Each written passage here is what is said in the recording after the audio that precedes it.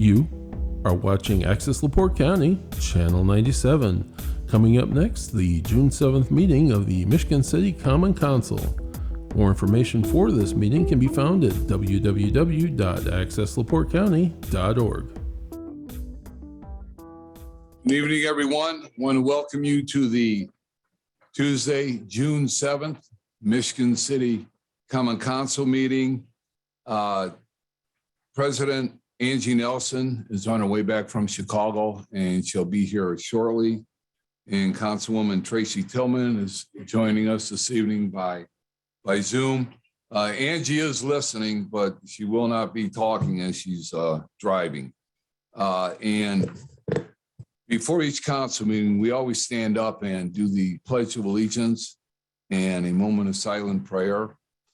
And tonight, when you do your silent prayer, just have in your thoughts the victims from Uvalde, Texas, from the grade school, the children, the teachers, the folks from Buffalo, New York that were massacred, I believe, two and a half weeks ago. And also, it was pretty shocking to me on the news that over the weekend, there were 14 mass shootings, and what's accounted for as a mass shooting is any shooting that kills more than 4 people at a time. And that was a record in the United States of America this past weekend. So let's all please have these folks in our thoughts, and also in the thoughts of the U.S. Congress, the U.S. Senate, and our own lawmakers in the state of Indiana, that everyone can come together and get this situation squared away. And so we're not all frightened to come out of our houses every day.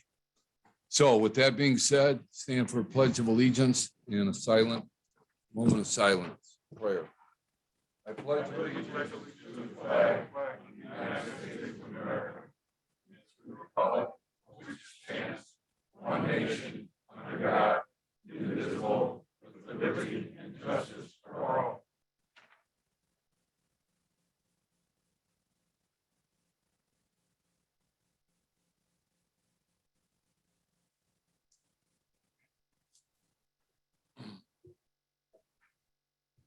And also, please silence all your electronic devices.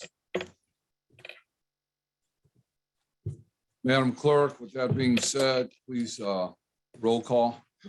Mr. Dabney, Present. Mr. Fitzpatrick, Present. Mr. Mack, Present. Ms. Deitch, Present. Mr. Don Prespolinski, Present. Mr. Paul Prespolinski, Present. Mr. Simmons, Present. Ms. Jacobs, Present. and Ms. Tillman. Present. We have 9 present and no one absent. Thank you, Ms. Nyla. Are there any reports of standing committees? Any reports of standing committees? I have one myself. I am the liaison to the Human Rights. Pardon? The minutes, approval of the minutes. Oh, I'm sorry. Okay, let's back up one line. The approval of the minutes from the May 17th, 2022 council meeting. Is there a motion to approve? Motion to approve. Second. Motion to approve by Councilman Paul Prespolinski and seconded by. Okay, I'm sorry. Okay, motion by Councilman Gene Simmons and seconded by Councilman Paul Prespolinski. Ms. Nyla on the vote. Mr. Fitzpatrick, Aye. Mr. Mack, Aye. Ms. Deitch. I know we can't see her face, she can't vote. Mr. Don Prespolinski, Aye. Mr. Simmons, Aye. Ms. Ziggis, Aye. Mr. Paul Prespolinski, Aye. and Mr. Dabney. Aye. We have 7 in favor and no one opposed. Okay, thank you, Ms. Nyla. Sorry, point of order, Oh, I can see you. you didn't call my name. Aye. Did she? All right. We have 8 in favor and no one opposed. Okay, reports of standing committees. And as I was saying, I'm the liaison to the Human Rights Commission, and just wanted to report on that the Pride parade which is sponsored by the Human Rights Commission and other companies in Michigan City, will be Saturday, June 18th, which will be a week from this coming Saturday. It'll be from 1 to 9 p.m. in Fetters Alley. Reports of the Finance Committee meeting, and Tracy Tillman is the chairman. Thank you, Councilman Don Prespolinski. Tonight on June 7, 2022, the City Finance Committee held a meeting, and there was the approval of the riverboat claims in the amount of $112,253.55. And the motion carry, all in favor. Any other comments from committee members? Thank you, Councilwoman Tracy Tillman. You're welcome. Next on the agenda is the claims docket. And from Fund 2042, which is the riverboat, there's claims of $112,000, $253.55. And then from Fund 2031, which is a Boyd Development, there are no claims against that. So the total claims is $112,000, $253.55. Is there a motion to pay the claims? So moved. Second. Second. Motion by Councilman Dabney and seconded by Councilwoman Tracy Tillman. Ms. Nylam on the vote. Mr. Mack, Aye. Mr. Don Prespolinski, Aye. Mr. Simmons, Aye. Ms. Jigus. Aye. Mr. Paul Prespolinski, Aye. Ms. Tillman, Aye. Mr. Dabney, Aye. and Mr. Fitzpatrick. Aye. We have 8 in favor and no one opposed. Thank you, Ms. Nylam. Next on the agenda is reports of special or select committees. And Councilwoman Zygas. Yes, thank you. I have a report from the EDCMC, which is the Economic Development Corporation of Michigan City.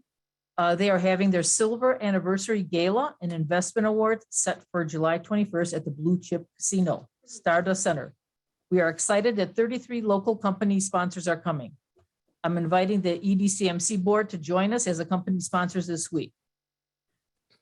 So we can begin to advertise our participation. We're planning lots of local marketing. Why don't you participate? So it says, I am not sure how many of you are aware of the 1 Million Cups initiative. 1 Million Cups, a Kaufman Foundation program built on the idea that businesses can be born over 1 million cups of coffee. The program is currently held in 19 cities across the US. There's a site in Crown Point, and we are working with Purdue University Innovation Center and the SBDC to have 2 sessions annually in Michigan City to give other small entrepreneurs an opportunity to present their services or products to other businesses. They must go through a vetting process to present. This is usually over a free cup of coffee at a local coffee house. More to come as we work through the MOU. So that was submitted by Clarence Health. Thank you. Thank you, Councilwoman Zygas. Reports from the mayor or other officers and departments. Ms. Nylam, are there any petitions before us this evening? The following petition was received in the clerk's office on May 31st, 2022. Petition P-100-22 amended rezoning B2 and R1B to M1 property between Highway 20 and Paz Road next to and near Johnson Road, Michigan City, Indiana. Thank you, Ms. Nylam. Any communications received by your office? Correspondence was received in the clerk's office on the 23rd from the Hoosiers for action regarding the proposed Long Beach sewer project. Correspondence was also received on the 23rd from concerned citizens of Eastport neighborhood regarding safety concerns in their neighborhood. Correspondence was also received in the clerk's office from Richard Jacek, 2537 Lakeshore Drive, regarding being against the Long Beach sewer project. To tort claim notices were received in the clerk's office from Clifford Law Office on May 25th from an incident that happened December 10th, 2021. Correspondence was also received in the clerk's office from Tim Haas, Haas and Associates, withdrawing the proposal from March 22nd, 2022 for engineering services for the city of Michigan City. And documents were received in the clerk's office on June 1st from Attorney Matthew Deputy, South Bank Legal, regarding the history of proposed Long Beach sewer project for the council's review. That's Thank you, it. Ms. Nyland. Are there any resolutions before us this evening? A resolution by title only, adding to the initial plan for the use of the portion of the city's allotment of the local physical recovery funds through the American Rescue Plan Act to pay for the grade crossing improvements at various crossings, intersections in Michigan City, specifically in the Northern Indiana Commuter Transportation District, to establish a quiet zone. And this is introduced by Ms. Deitch, Mr. Dabney, and Mr. Simmons. And do the sponsors have anything they'd like to say on this? Oh, Councilman Dabney, sorry, I didn't see your light. All right, I'm sorry about that. Yeah, real quick, this is just a resolution saying that we support us going forward in terms of actually doing some studies to see what could happen with the crossings and turn our crossings along 11th Street and also other ones within the city, and to make those quiet zones as the trains cross the tracks. So this is a resolution saying that we support such an action.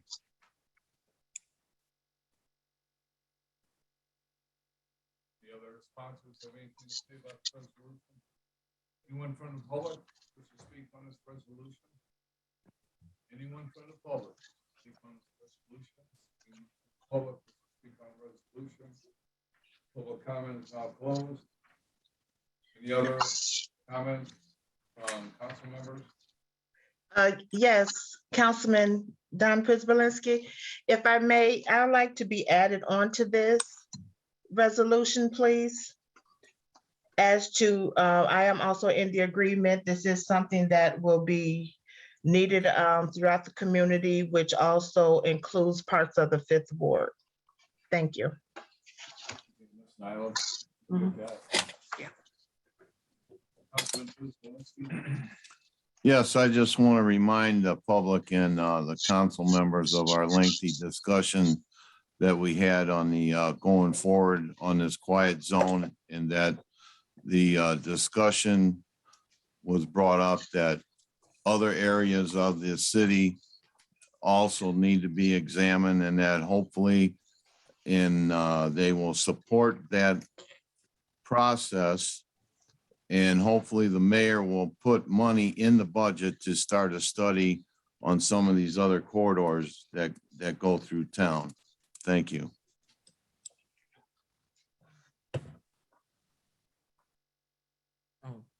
Councilwoman Deitch?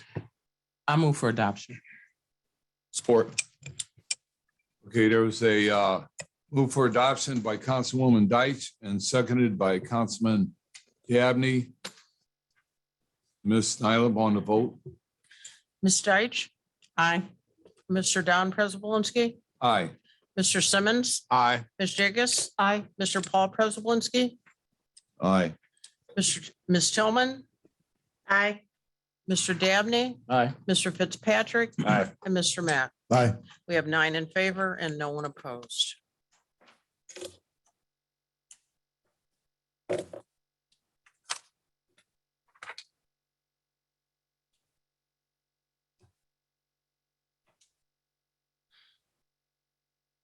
Thank you, Councilman Don Privilinski, for sitting in for me. Appreciate that. All right.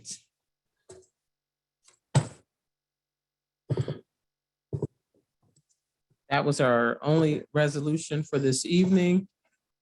This first ordinance on first reading, this is the one that we've had correspondence to remove from the table. Is that correct, Council Attorney Harris? Yes, it is. So we will not have a reading on this ordinance at all, and it has been removed from the table. Madam President. Yes. Yeah, if I may.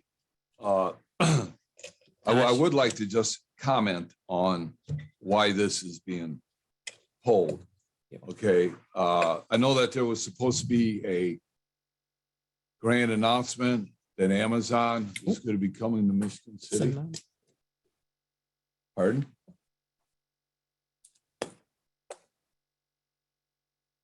Oh.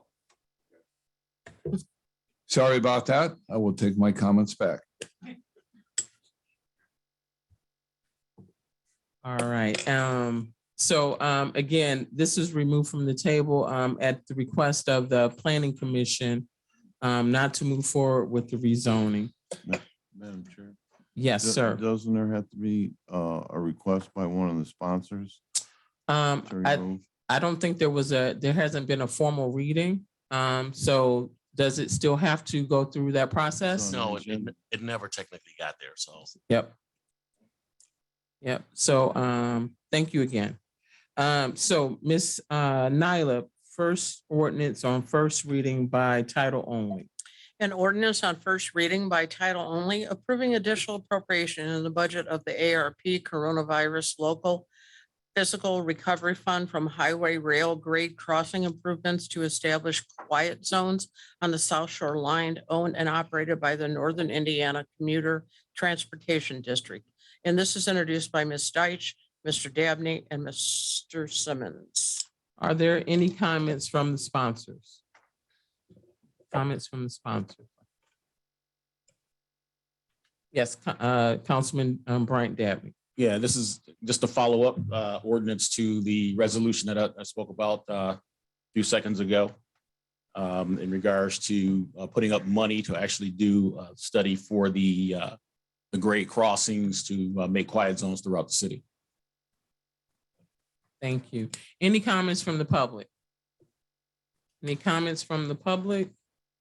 Any comments from the public? Comments from the council? Councilman Don Privilinski. Yeah, Mr. President, I'd like to be added as a co-sponsor.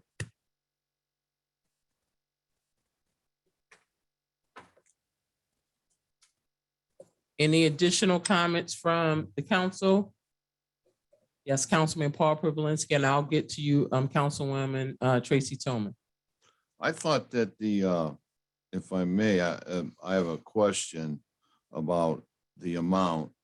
I thought the amount when we were talking about this earlier was 850,000, and that 150,000 had already been spent on the study. So how did we get to $1 million? Is there someone from the controller's office online or in the audience? Oh, thank you. I didn't get the chance to kind of look at the room.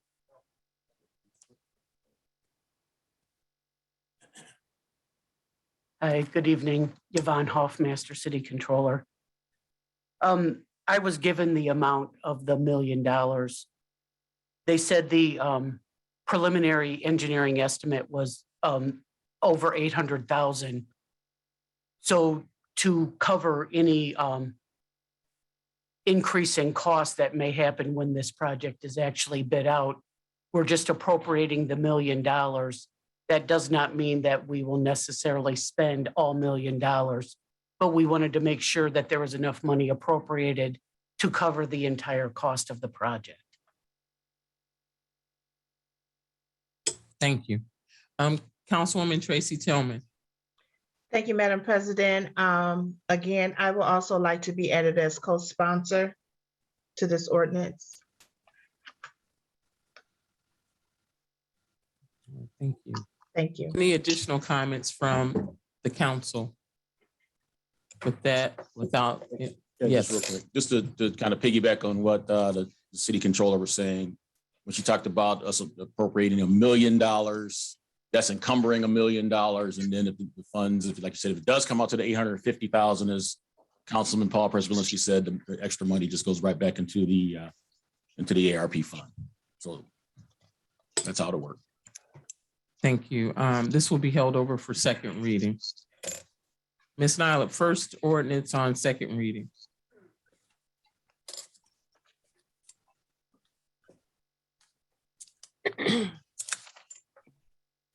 An ordinance on second reading by title only, amending section 2-116A in the Michigan City Municipal Code, commonly known as use control of the city credit cards, to add the special events director to the list of authorized users. And this is introduced by Mr. Simmons, Mr. Mack, and Ms. Jacobs. Any comments from the sponsors? Councilman Gene Simmons? Yes, it's basically, as stated, the event, special event director will be added to the list of supervisor directors that are currently using credit cards. And just a little note to that, there is a specific amount that they're allowed to use the credit cards. Thank you. Any additional comments from the sponsors? Comments from the public? Comments from the public? Comments from the public?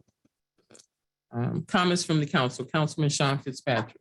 I would like to make a motion to have third reading on this tonight also. All right, we have a Support. So we have a motion to move to third reading by Councilman Sean Fitzpatrick and the second by Councilman Gene Simmons. Ms. Nyla on the vote.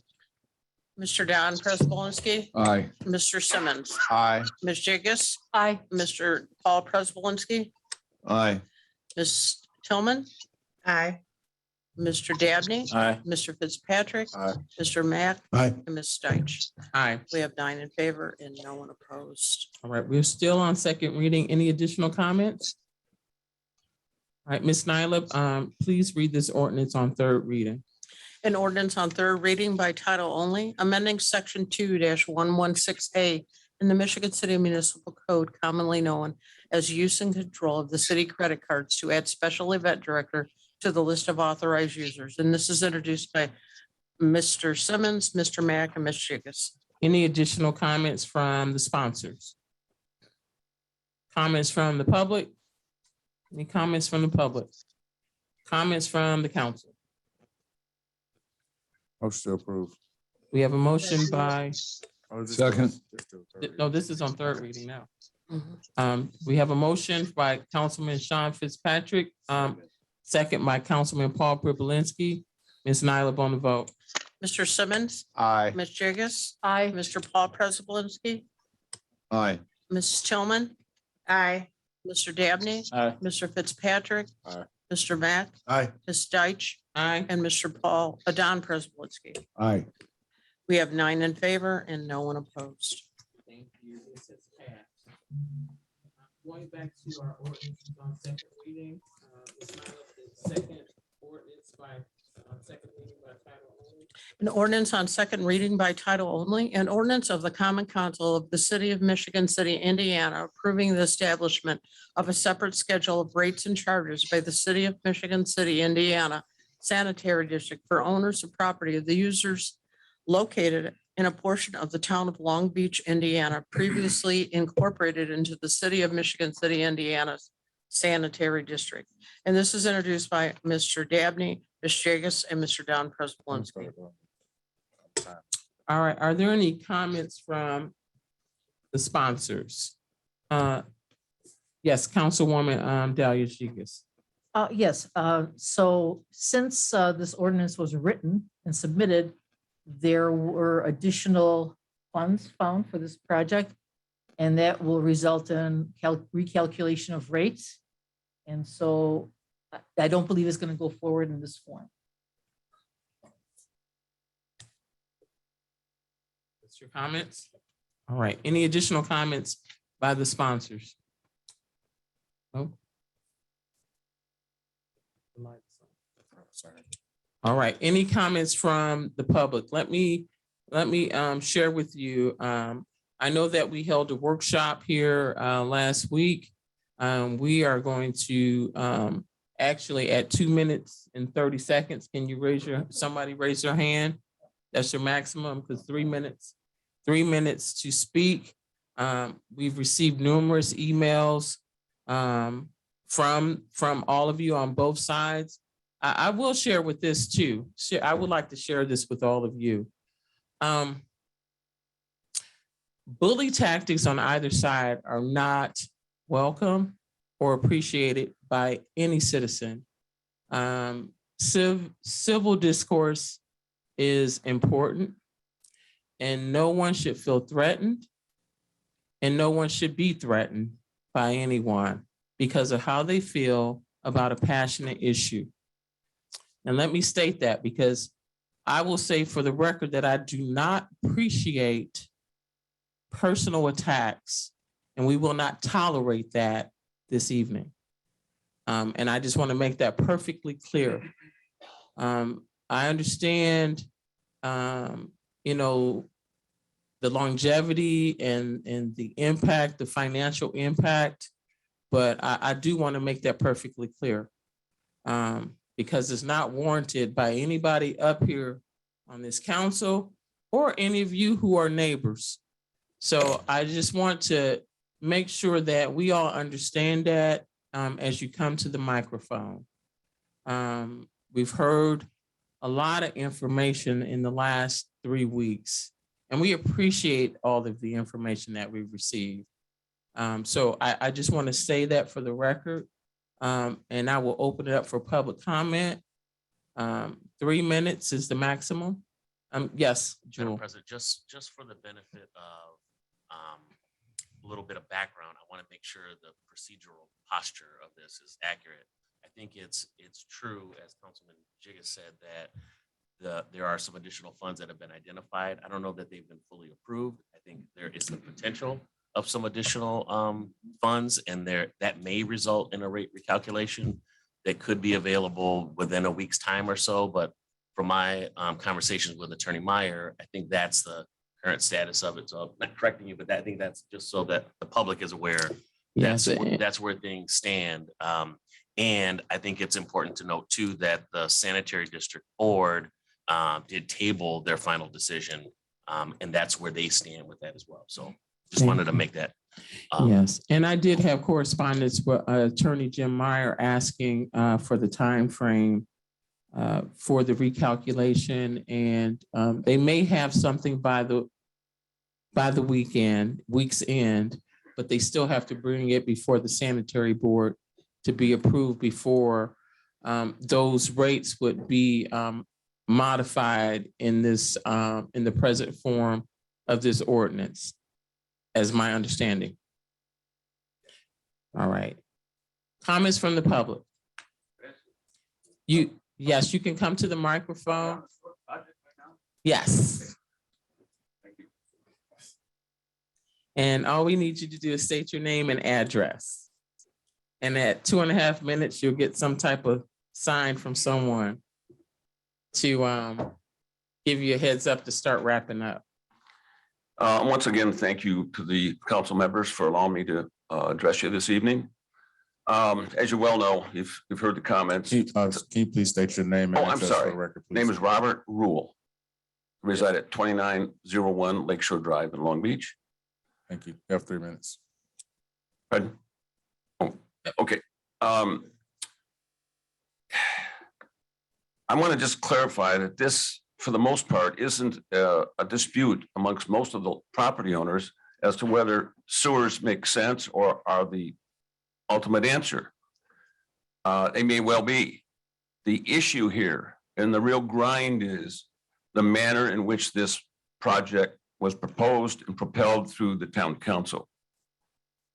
Bottom line, members of the community were denied due process in this debacle. It was introduced as about a $40 a month assessment, and it was going to be applied to all residents of Long Beach. That changed. It changed numbers of times. Then it was just both sides of Long Beach, of Lakeshore Drive, then only one side, then both sides, whatever. Bottom line is, as it stands now, only the residents on Lakeshore Drive are going to be obligated to pay off this debt. Yet the benefit of this accrues to the entire community of Long Beach. That is to say that only Lakeshore Drive people use the beach. or exposed to water if it's contaminated. Everybody knows that's a fallacy. The benefit is wide scale. My proposal, and I would hope you give it due consideration, because of the way this thing was handled, denied due process, not appraised of the increasing costs at any point in the line and the process until boom, here it is. This is what it's going to cost you. I would suggest if the council would give consideration to throwing this thing back, voting it down, throwing it back to the town of Long Beach, put their heads together and come up with a proposal for the entire community. If they did that, it would probably get support of the entire community. It would be equitable. Everybody who's going to benefit would share in the cost. And some point was made about the fee that's owed to Haas Engineering right now, somewhere in $300,000, $400,000. If they do the expanded project in Long Beach, nobody's going to convince me for a second that Haas wouldn't be willing to hold back on charging that fee and roll it into the larger fee for development of a plan for the entire community. 30 seconds. Okay. That's all I say. I appeal to you for your fairness and attempt to make this an equitable program, because it sure as heck is not now. Thank you. Thank you, Mr. Rule. Any additional comments? Just come to the microphone.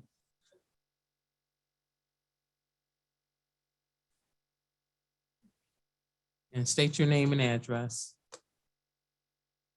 Hello, Abigail Neary, 2019 Lakeshore Drive. Again, I appreciate the opportunity to speak to the Michigan City Town Council and appreciate the consideration you've given the residents of Long Beach. As you consider this ordinance, I'd like you to really consider what you're passing in item number 2 there, which is part of the approval is agreeing that this is just and equitable.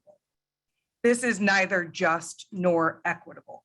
The Long Beach Town Council has been negligent. They've been working on this since 2018 and are just now applying for funds.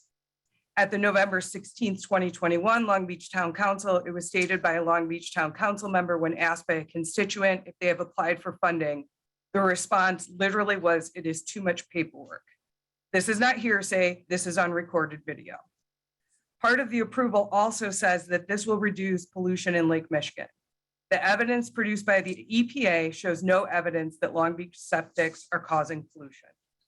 And the last part of the approval is that this is in the best interest of residents. I think that you've heard a strong majority do not agree that this is in their best interest. Thank you. Thank you. Thank you, Ms. Neary. Additional comments from the public. Brought some maps if anybody wants to, some. Thank you. Don't want to cut it in like 3 minutes. Don't blame me. It's, my name's Tim Art, 1703 Lakeshore Drive. You know, I'm going to be talking about the Haas report, the one that came to us back in 2020, February 11, 2020. There was a Zoom meeting. It may have been in person and Zoom, but I listened to the Zoom part of it.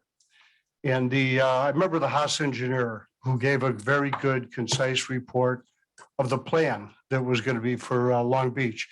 And I could swear that I heard him say that this sewer going down Lakeshore Drive was going to be able to handle more than just the homes on Lakeshore Drive.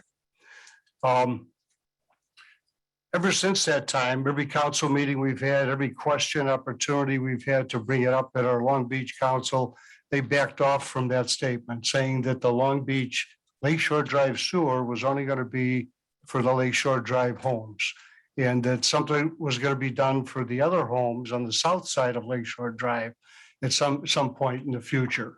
So page 86 of the Haas report. Page 86 is this map here, this map. Okay, page 86, it's on the sanitary district's website. That's where I copied it off of. Okay, and if I can just read the one, first of all, it's 8 different colors of sections in Long Beach. 7 of which in the Haas report, it says that the Lakeshore Drive sewer is going to be able to handle. There's only one colored section here which might have to go a different way, okay?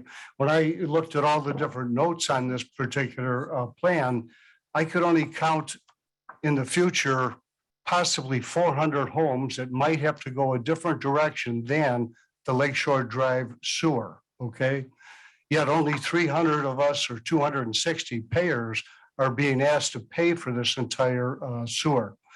So all these other colors, other than the one going down the lake, are going to be in the future, tied to the Lakeshore Drive sewer, which only the people on Lakeshore Drive are paying for. This note down here is kind of revealing here. So I'm used to blueprints, little notes on blueprints or whatever, but if I could just read this yellow note at the bottom, very hard for you to see. The other colored areas of the map represent the anticipated flow direction of gravity sanitary sewer system for the entire town of Long Beach. 7 areas of the entire system are anticipated to flow into the Lakeshore Drive system, and 1 area is anticipated to receive the flow from another area. The other area is going to be some of the flow for some of the areas because of the hills here are going to be going towards your down Carwick, towards your Tinker's Dam facilities. In addition to the sewer that's designed to serve the whole, 30 seconds still? No, your time has expired. Oh, We I'm gave you a sorry, I heads up, didn't no see it. problem. Okay. But thank you for this map. I appreciate it. I think this will give us something to look at in page 86 of the report. I Yeah, appreciate on that. page 2, 3, and 7, it spells out. Sir, could I have your name one more time? No, that's all right. It's Tim Arndt, Okay. just like the Arndt Orchard, but no relation. All right, thanks, Tim. Yes, thank you.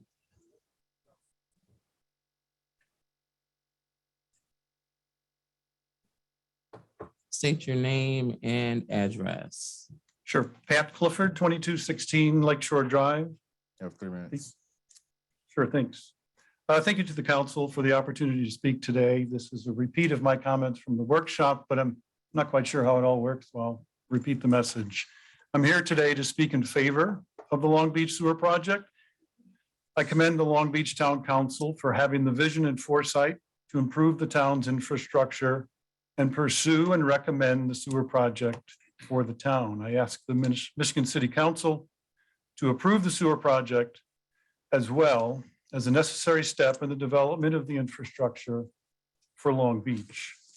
They have been building homes in Long Beach for about 100 years. The average lifespan of a septic system is approximately 30 to 50 years. Septic systems do not last forever.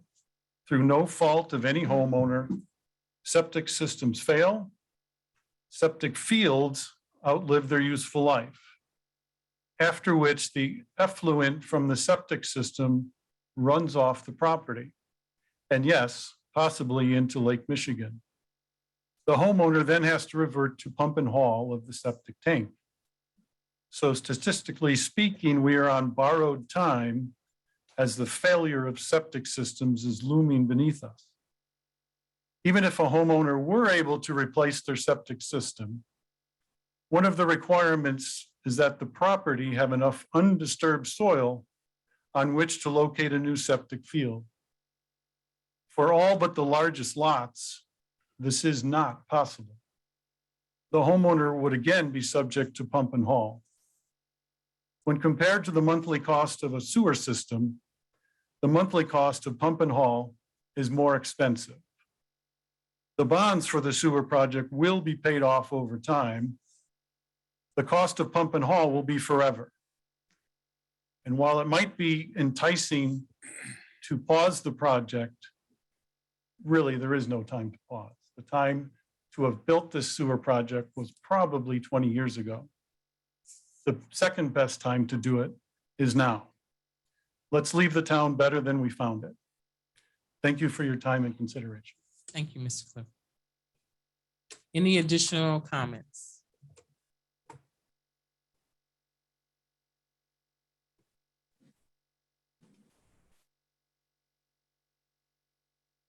Hi, Carter Ellens, 2721 Lakeshore Drive. Thank you. Thank you for the opportunity to speak. But please do not approve the funding for this project tonight. There is no emergency that requires you to act on this tonight. In fact, not only is there not an emergency, there's not evidence that Lakeshore Drive septics are polluting Lake Michigan. There's not evidence that that's happening. Our beach water is tested multiple times a week. Our drinking water is tested continuously. So where's the evidence that septics on Lakeshore Drive are creating a big environmental problem right now? There isn't evidence. I love the lake. I've loved it since I was a child. My fifth grade science project, and that was a long time ago, was about the Lake Michigan beaches, kind of the ecology of them, as best a fifth grader could do. My sixth grade project was on the emerging Lake Michigan salmon program. I put myself through college as a charter fishing captain. I don't think words describe how much I care for the lake. I'm sure I spend more time on the lake today.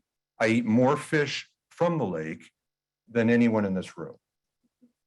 I care deeply about it. I've loved it since I was a kid, but I also love facts. I've loved facts, and I cannot find any facts showing that Long Beach is polluting my lake. Have you seen any? Do you have facts that show that? Do you have facts that show Long Beach is polluting Lake Michigan today?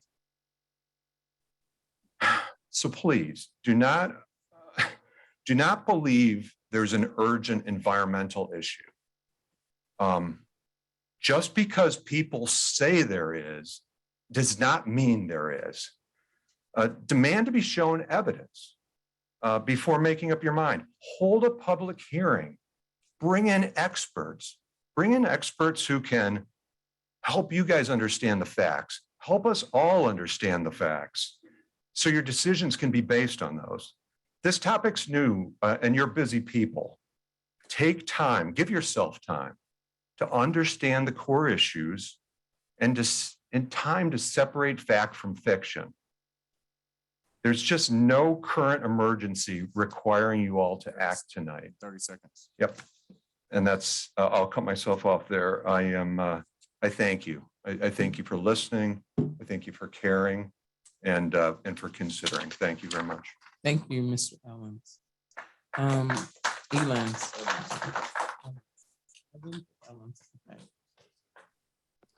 Before you speak, I would like to go to Claudia Marciniak, that is on Zoom, she's had her hand up for a while. So we'll let her go, and then we'll go back to the public here in the council chambers. Good evening. Yes. Good evening, everyone. I'm a hillside owner, and I'm not opposed to the sewers in general for Lakeshore Drive, but burdening just the Lakeshore Drive owners, I'm opposed. The town council has the unilateral right to say yes to a project, even though costs are through the roof. We have absolutely no say on how much is too much, and that's unacceptable. How is that being fiscally responsible? Please put yourself in my shoes. The survey in 2017 was based on an affordable cost. I'm now forced to pay for a project that I don't agree with, where the monthly cost is anticipated to be 360% of the original forecasted cost. The bidding for the project was conducted in an environment with supply issues and during an inflationary period that the US has not seen in 40 years. Building materials have gone up anywhere from 40 to 80% in the last 2 years. Long Beach received one bid, and obviously the contractor built in a lot of contingency because building materials and labor continue to go up. I previously had a 15 years to budget for this project, and my cost is going to be $20,000 to $25,000, and now I need to pay for that in 2 years. The other way, I had a 15-year plan. The town council is not listening to us, and therefore we're speaking to you. Let's make this a town-wide sewer project and involve all the constituents who are affected by this. Don't make a unilateral decision like the town council is. Use the data we have. Spread the cost over the entire town. Pursue state and federal funding. Bid it at a time when labor and building costs are not extraordinarily high because of the pandemic. And you'll likely get more construction bids and more support. Thank you. Thank you, Ms. Marciniak. Just state your name and not email address, your name and address. My name is Lisa Moore. I own 1401 and 3100 Lakeshore Drive. I purchased those properties from Long Beach Realty a few years back, so this will impact me ×2 as a small business owner. I'm not opposed to the project, but I think that the cost is really burdening a few people. Most of us aren't on a pump and haul system. So this doesn't, I feel like there's just a few people along Lakeshore Drive that are being asked to pay for the problems of a few. And I'm not compassionate about it. I want everybody to have working septics, trust me. And if I could be in a pool of the whole town that's working together to pay for it, that would be totally fine with me. But I just want you to consider the impact to ordinary people. So thank you. Thank you.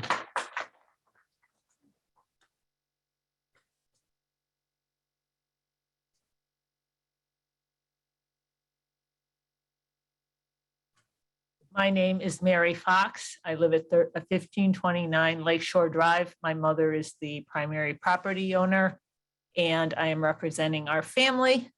Thank you for your time tonight and the opportunity to speak. Our family is opposed to the manner in which this project was proposed and being pushed forward. We are also opposed to this not being an equitable distribution of costs. Not only the residents and homeowners of Lakeshore Drive are not the only homes that will benefit from the sewer system, and then the sewer costs should be borne appropriately. This should be handled in a manner that is procedurally correct, and we should have an opportunity to vote for it. We are not necessarily opposed to this, but the manner in which it is being handled. Thank you. Thank you. Any additional comments?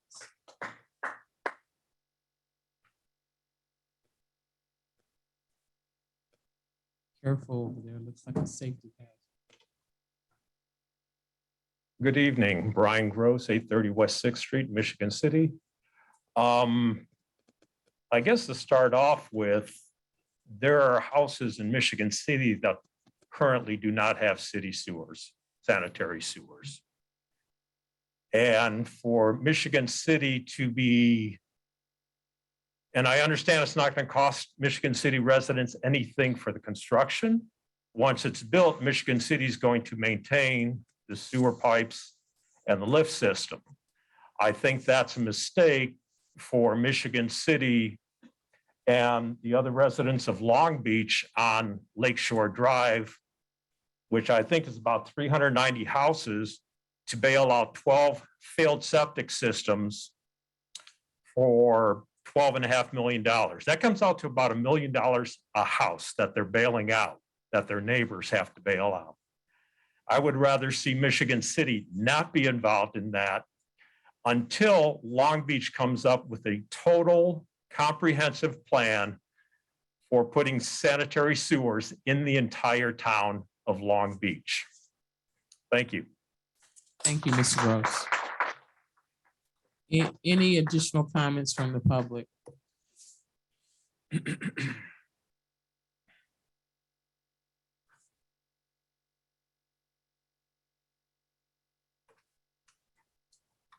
Hi, I'm Greg Meyer. I live with my wife Leslie Meyer at 2221 Lakeshore Drive.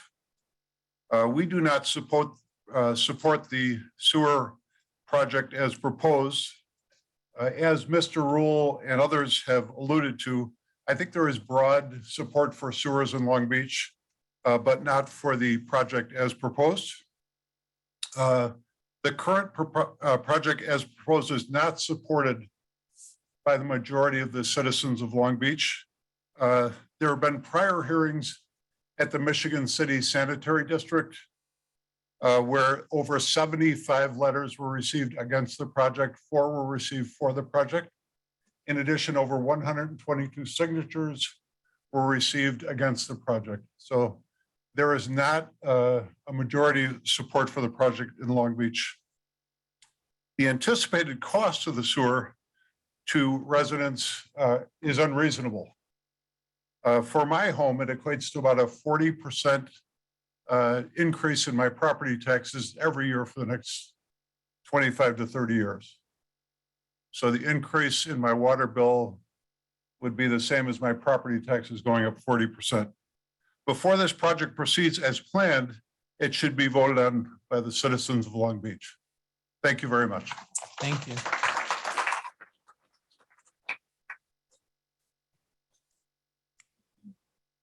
Any additional comments from the public?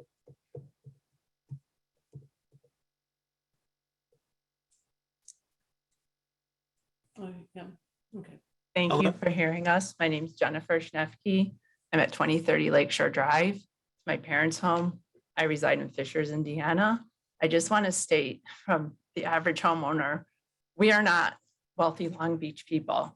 My father bought the house. His grandfather bought it in 1935, $8,000. We have no air conditioning, no central heat. It's a typical cottage. It's one of the original cottages on Lakeshore Drive. We're only there for 5 months.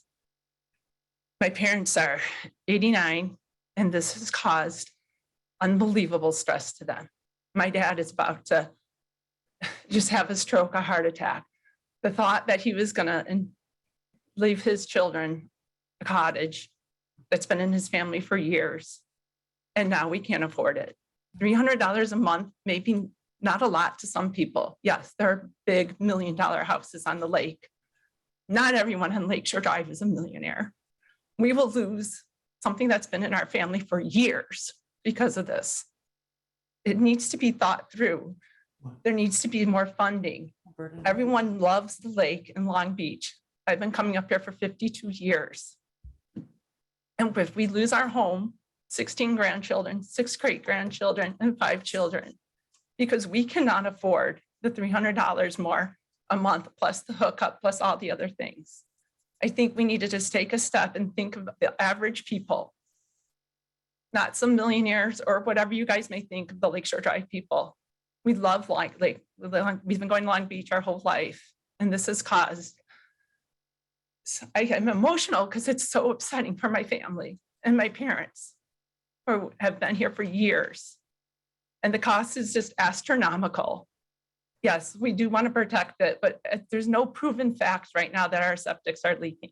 So please, you got to think of it from, if you asked all your Michigan City residents to pay $300 more a month, plus hookups, plus this and that for the next 30 years, can you imagine the average? It's just not doable. And I hate to see our family's cottage be lost to this. So please consider that. Thank you. Thank you, Ms. Sheffield. Any additional comments from the public? Additional comments from the public? All right. Yes, Attorney Meyer. Good evening, council members.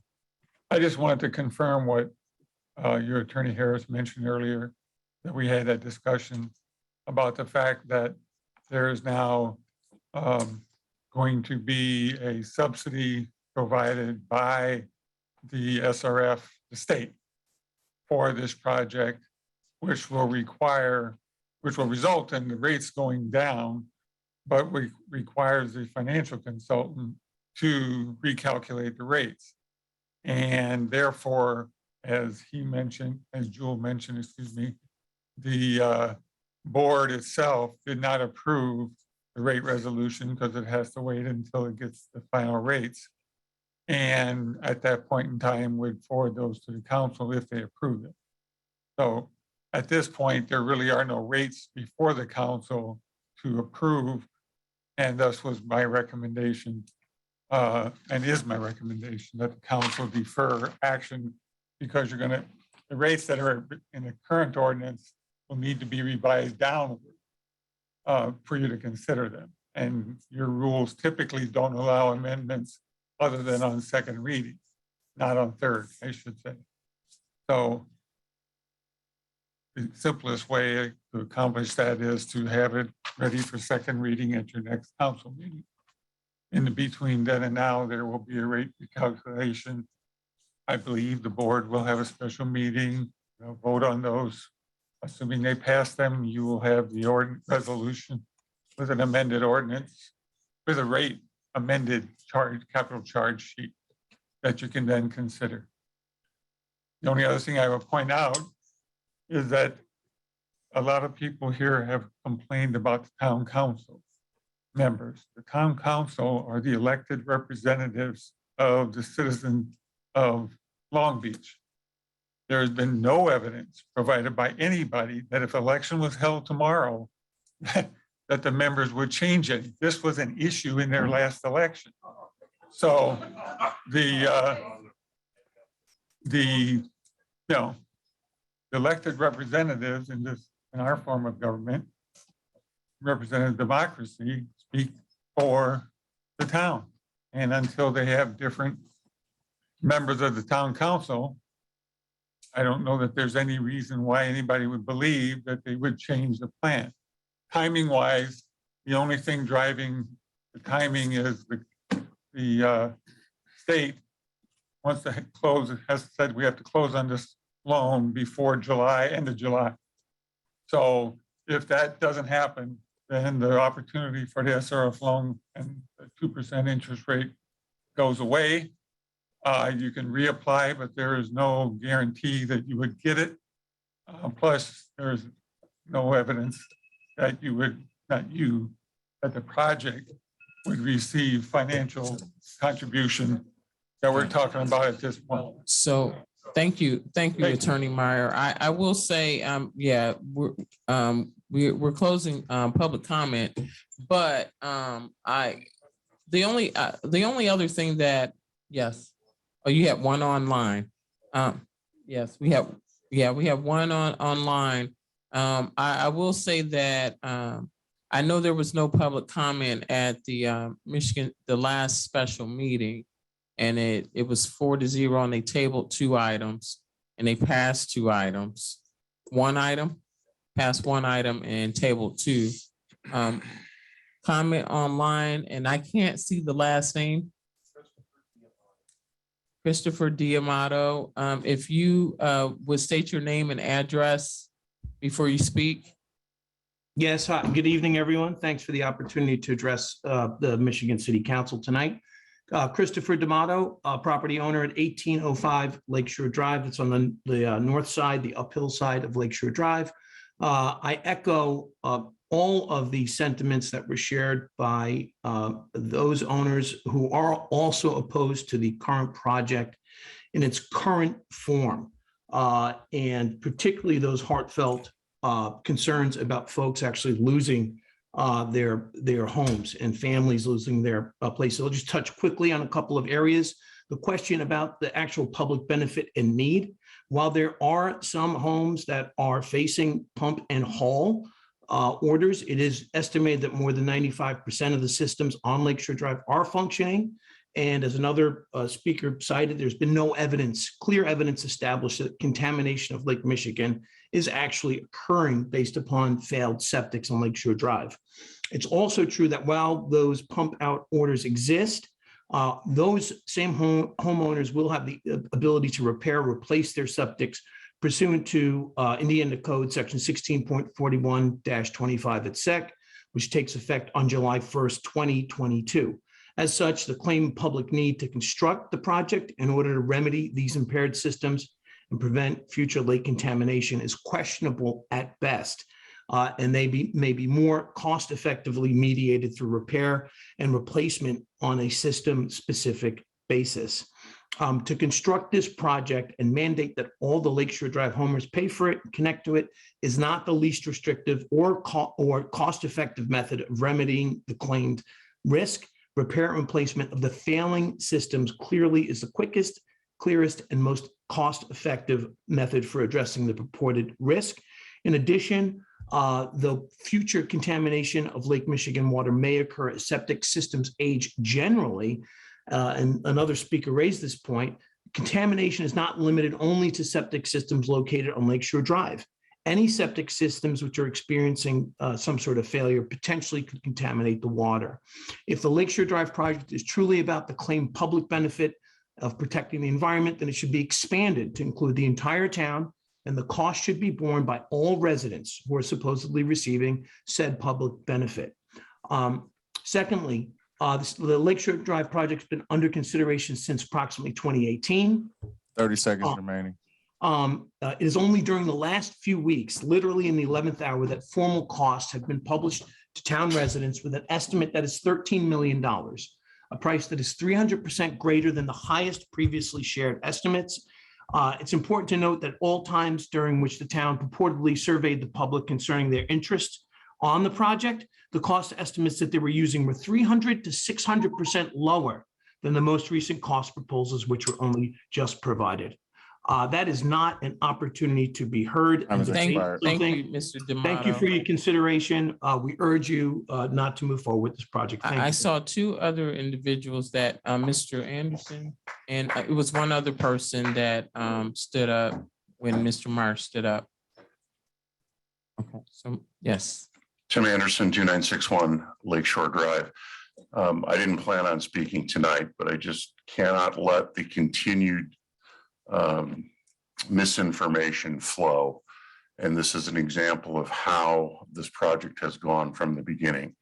Mr. Meyer referenced our elected, legitimate town council. And to use that concept as it relates to the Lakeshore Drive project is ridiculous.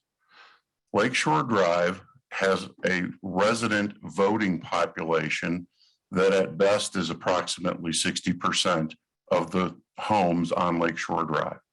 So nearly a half of the homes affected by this proposed project do not have voting rights and are not registered voters. It is the ultimate taxation without representation. So I wish we would hold town council and the representatives to stop using the idea that the residents and the homeowners of Lakeshore Drive voted for this project and in fact are in favor of it. So if we were to actually look at the homeowners themselves and who is going to be paying for this project, it is not representative of the town of Long Beach election process. So there are a significant proportion of homeowners not represented because they don't get to vote. And I think you should consider that. Thank you. Thank you, Mr. Anderson.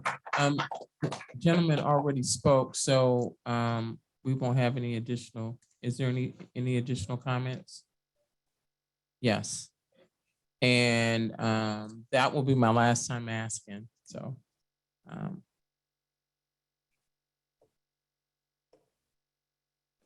This will be our last. No, not, you won't be able to add until the end of, we have public comment at the end of the council meeting, but no more for this topic. My Yes. name is Susan Ziak. I live at 2537 Lakeshore Drive. And I wanted to clarify something Mr. Meyer mentioned the other day when we came to listen to their vote about the sewer project. We were not allowed to make any comments. It was we're voting. Everybody sit down and shut up.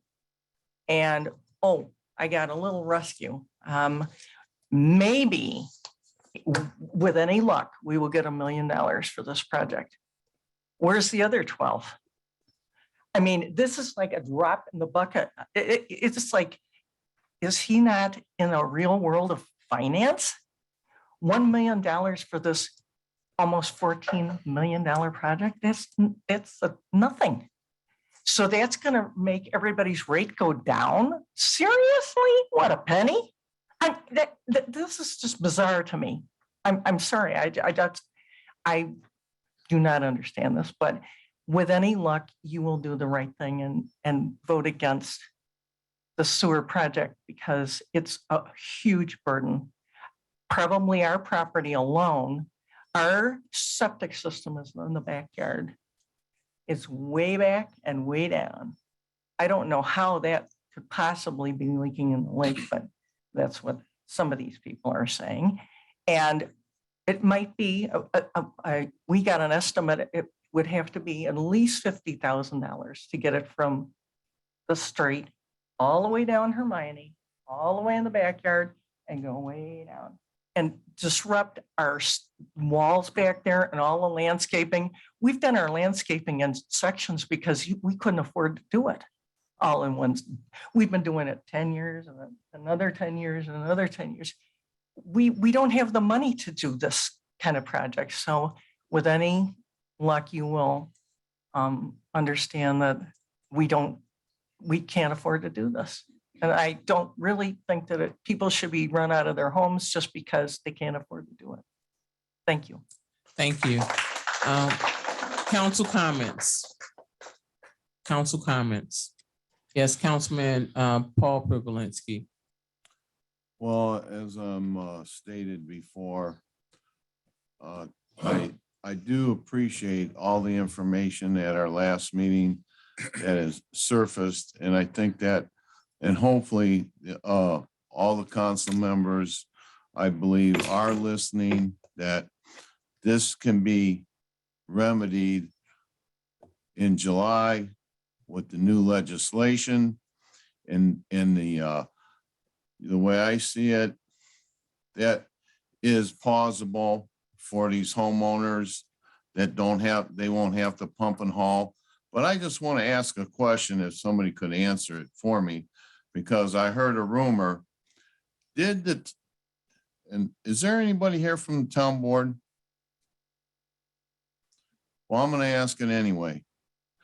Did they change the building codes in Long Beach to make it more restrictive to do any repair to seawalls or anything on the lake shore, on the lakeside?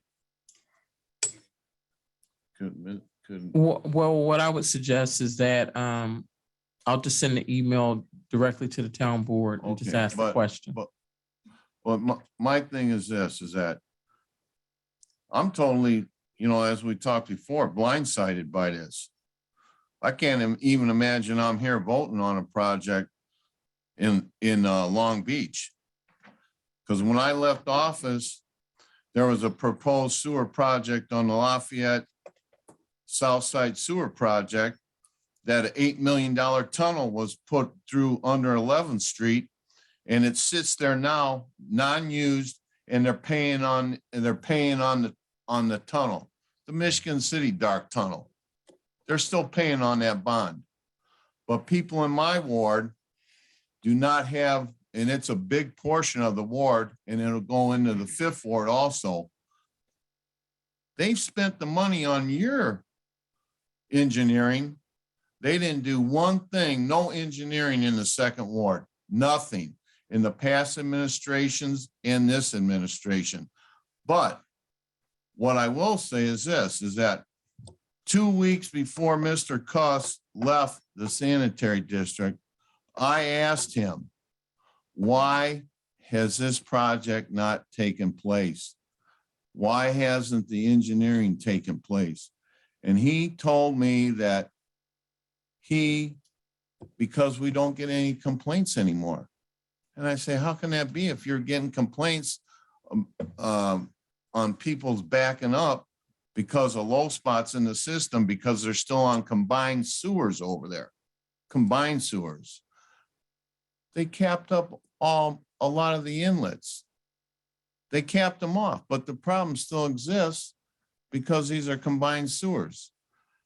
And another thing is this, is that a lot of people don't know this, and I'm not saying it's any fault of their own. A lot of people in Michigan City in the old areas still have what they call shared lateral sewers, and they're not identifying them either.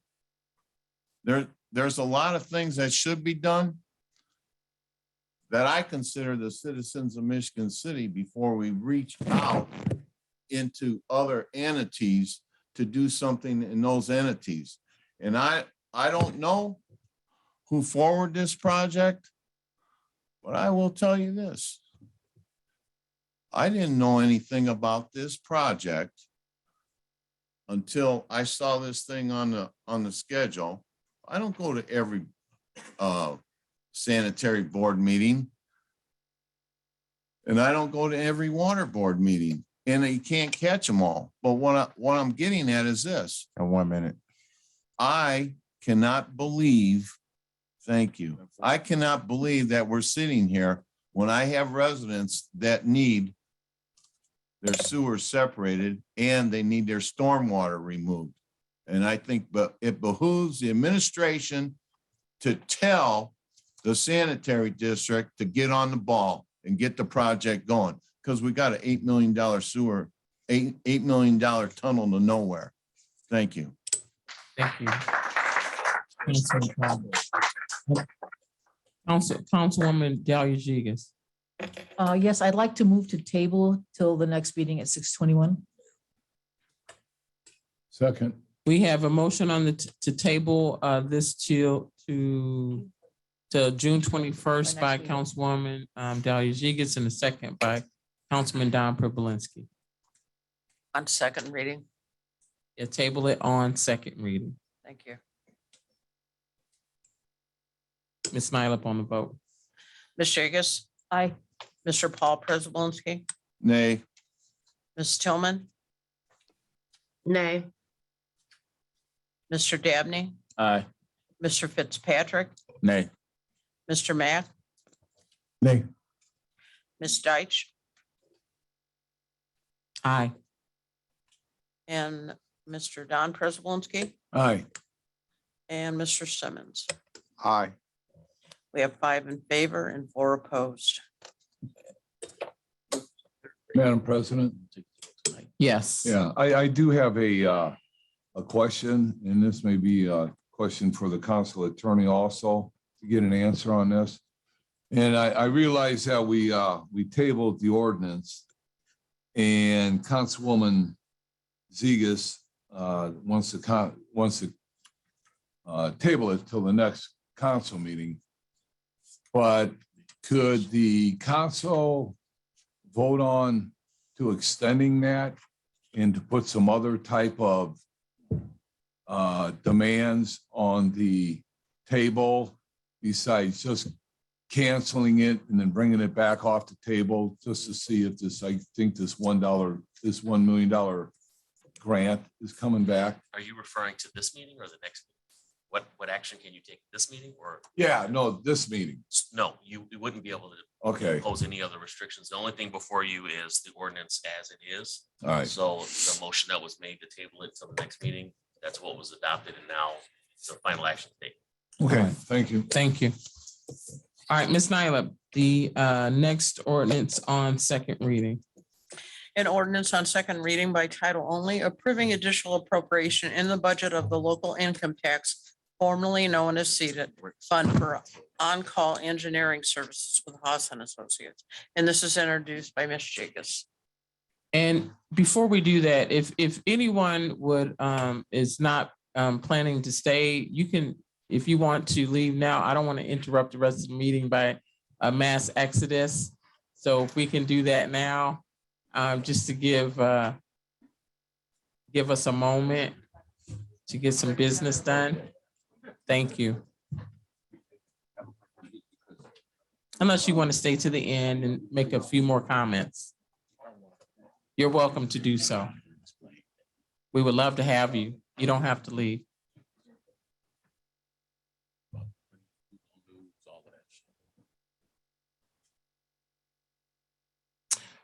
All right, so you just read the second ordinance on second reading by title only that was introduced by Adalia Jigas.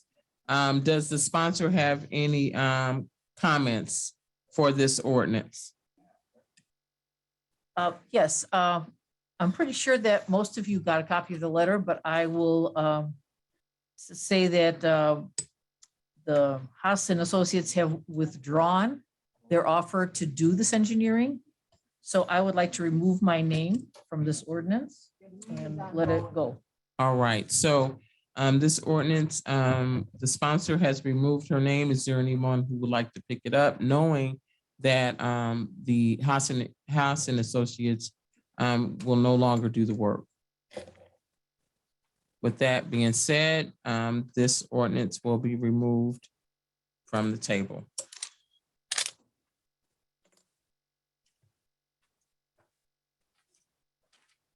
Ms. Minor, the first ordinance on third reading. An ordinance on third reading by title only, amending municipal code section 2-461B3, commonly known as the Sustainability Commission, to provide the ability to compensate Sustainability Commissioner in the city's annual salary ordinance for their services. And this is introduced by Mr. Dabney, Mr. Mack, Ms. Jigas, Ms. Deitch, and Mr. Don Prespolinski. Are there any comments from the sponsors? Any comments from the sponsors? Comments from the public? Any comments from the public? No comments from the public? Any comments from the council? Motion to approve. We have a motion by Councilman Don Privilinski. Second. Second by Councilwoman Dahlia Jigas. Ms. Nyla on the vote. Mr. Paul Prespolinski, Aye. Ms. Tillman. Nay. Mr. Dabney, Aye. Mr. Fitzpatrick, Aye. Mr. Mack, Aye. Ms. Deitch, Aye. Mr. Don Prespolinski, Aye. Mr. Simmons, Aye. and Ms. Jigas. Aye. We have 8 in favor and 1 opposed. All right, thank you. The ordinance passes. Ms. Nyla, the second second ordinance by title only. An ordinance on third reading by title only, approving additional appropriation in the budget of the Board of Public Works and Safety of General Fund to provide members of the Michigan City Sustainability Commission with a monthly payment for their service on the commission. And this is introduced by Mr. Dabney, Mr. Mack, Ms. Jigas, Ms. Deitch, and Mr. Don Prespolinski. This was advertised in the Herald Dispatch on May 5th, 2022, and we held a formal public hearing on May 17th, 2022. Any comments from the sponsors? Motion to approve. Well, comments from the sponsors. Oh, Any comments from the public? Any comments from the public? Comments from the council? motion to approve. We have a motion by Councilman Don Privilinski I'll second it. and a second by Councilwoman Dahlia Jigas. Ms. Nyla on the vote. Ms. Tillman. Nay. Mr. Dabney, Aye. Mr. Fitzpatrick, Aye. Mr. Mack, Aye. Ms. Deitch, Aye. Mr. Don Prespolinski, Aye. Mr. Simmons, Aye. Ms. Jagus, Aye. Mr. Paul Prespolinski. Nay. We have 7 in favor and 2 opposed. All right, this ordinance passes. Ms. Nyla, the last ordinance on third reading by title only. An ordinance on third reading by title only, amending ordinance number 4598, commonly known as the 2022 salary ordinance, to establish a monthly compensation for members of the Michigan City Sustainability Commission. And this is introduced by Mr. Dabney, Mr. Mack, Ms. Jigas, and Mr. Don Prespolinski. Do the sponsors have any comments? Sponsors, any comments? Any comments from the public? Comments from the public? Comments from the council. Motion to approve. Support. We have a motion by Councilman Don Privilinski and second by Councilman Bryant Dabney. Ms. Nyla on the vote. Mr. Dabney, Aye. Mr. Fitzpatrick, Aye. Mr. Mack, Aye. Ms. Deitch, Aye. Mr. Don Prespolinski, Aye. Mr. Simmons, Aye. Ms. Jigus, Aye. Mr. Paul Prespolinski, Nay. and Ms. Tillman. Nay. We have 7 in favor and 2 opposed. All right, the ordinance passes.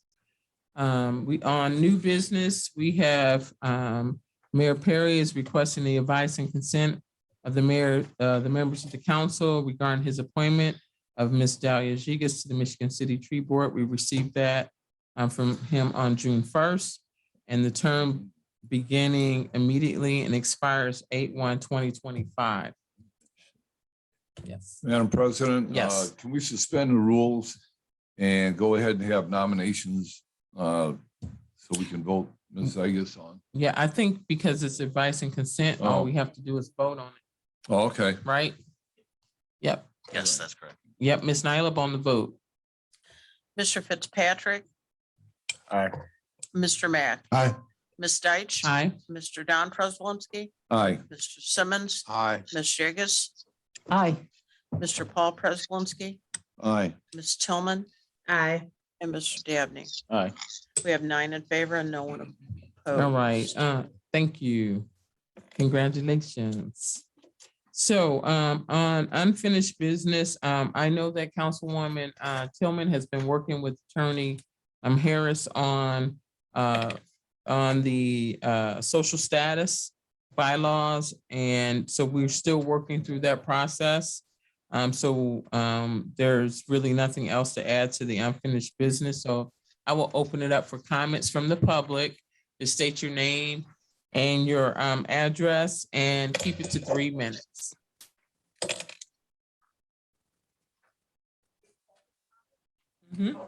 Yep, this is open comments from the public. And now for something completely different. My name is Mary Nell Murphy, and I live at 2209 Bayview in Michigan City. I'm very happy to report that Michigan City has received designation as a bird town, Indiana, by the Indiana Audubon Society. So the local, yeah.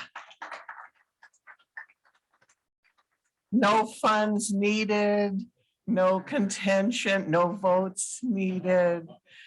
I procured 3 of these signs, and I'm hoping that I can get them to the correct person who could post at least a couple of them, maybe on the way into Washington Park and so on. But this recognizes Michigan City's wildlife habitat conservation activities and Michigan City as a destination for birding, and it's a great thing for the city. Thank you. Any comments because I know my home is like a haven for birds. All right. I don't know, but maybe you can post one at my house. But if the council would like to make any comments, I would love to open it up. Ma'am, could I have your name again? Mary Nell, Nell is my middle name, Murphy. All right. Thank you. Well, thank you. And where shall I? I would talk You won't want one, no, the there's only mayor's 3, but office. to get it put up, I know Beverly Shores has it on the way past Mount Baldy on Beverly Shores Drive. So if we can get one maybe at Washington Park as people go in, because that's a birding area and it's an active area. But I Talk just, to Chris Yagelski in the mayor's office, and he'll contact the park department. I think Great. that'd be Yeah, the right- Mary, how many signs did you get? Did you say 3? yes, Okay, did you pay for those I signs? did. Did you really? Yeah. Okay. Well, thank you for that.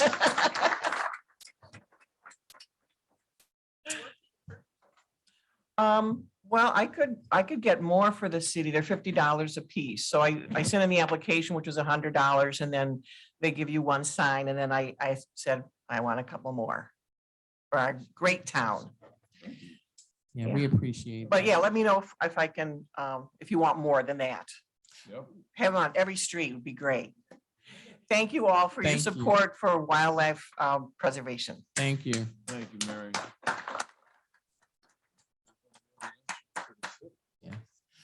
Public comment is still open. Please state your name and address. Mr. Ernie. Name's Ernie Hollahan, 302 Gladys Street, Michigan City.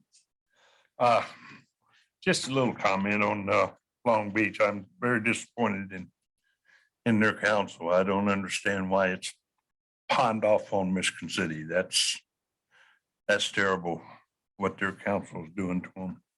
But I have an issue that came up a couple of weeks ago. I was sitting at home and my granddaughter called me from Tall Timbers. And there was a fight at the basketball court. And a young man was from Lakeland, said he got beat up, said he was going home, get his gun and coming back. So when my granddaughter called me, I called the police right away so they could get out there before he got back. Unfortunately, they didn't. And 2 houses down from my granddaughter, 2 people were shot, one in the foot, one in the leg. And somebody after the shooting out there called 911. So there was a response from county, plus city finally got out there.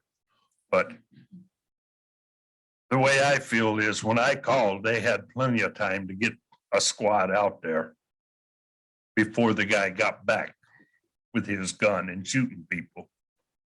And I'm very disappointed because my great grandson was right out in front of the house when this was going on. And little kids were playing over across the street in the playground. That is uncalled for and terrible. And then after that, there was shooting down on Lafayette right after that shooting. So thank our great governor and politicians, Republican politicians downstate for rescinding that law of permits. A lot of people are taking the guns now and getting arrested because they don't realize that goes in effect in July, not now.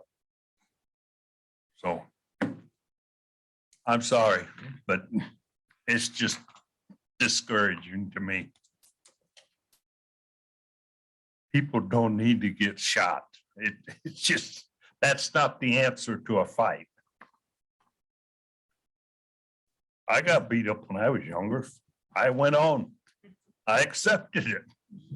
He was a better person than me. Better. There you go. So, thank you. Thank you, Mr. Callahan.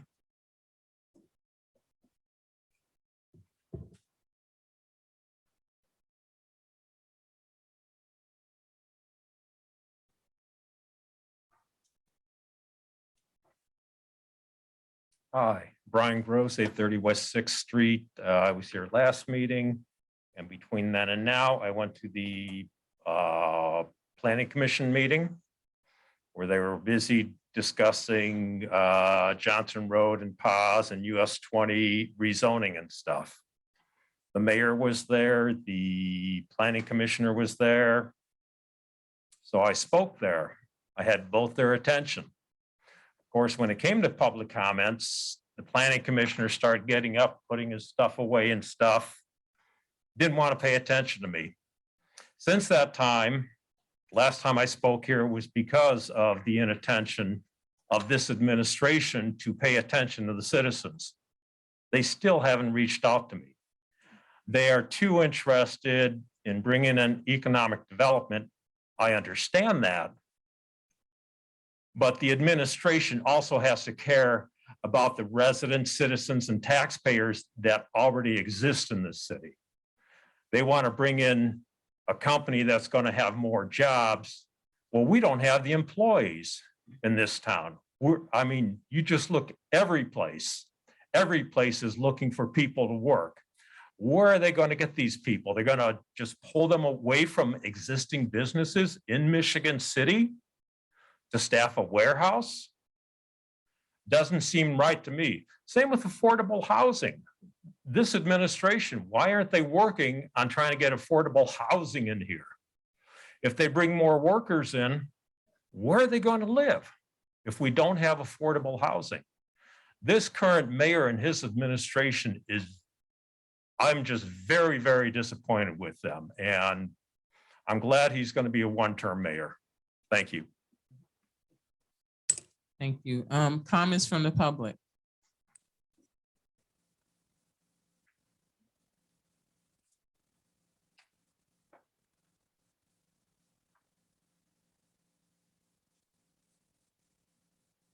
Good evening, Mr. Stewart. Good evening. Name and address. James Stewart, 505 East A Street. Been a resident for over 30 years. Worked at South Shore for 22 years.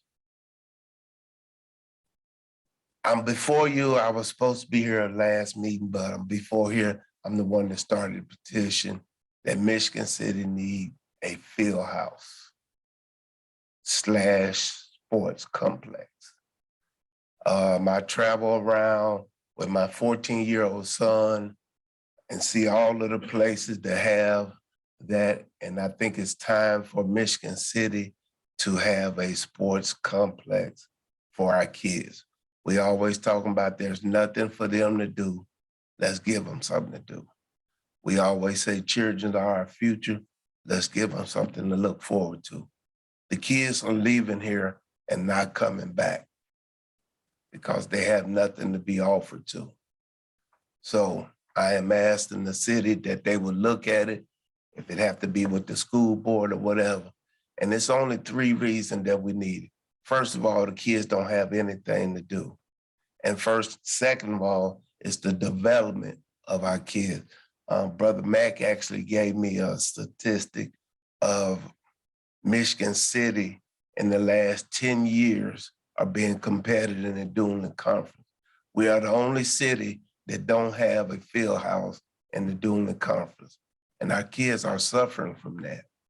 We need a field house so our kids can play year round. And if I look around, a lot of these people I know played basketball. Probably last year that they won a championship right there on the end of the table. 66. Yeah. Oh, I'm sorry, brother. He watched. But I'm saying Michigan City have so much talent, but we don't get the chance to use it because our kids don't have a fair chance.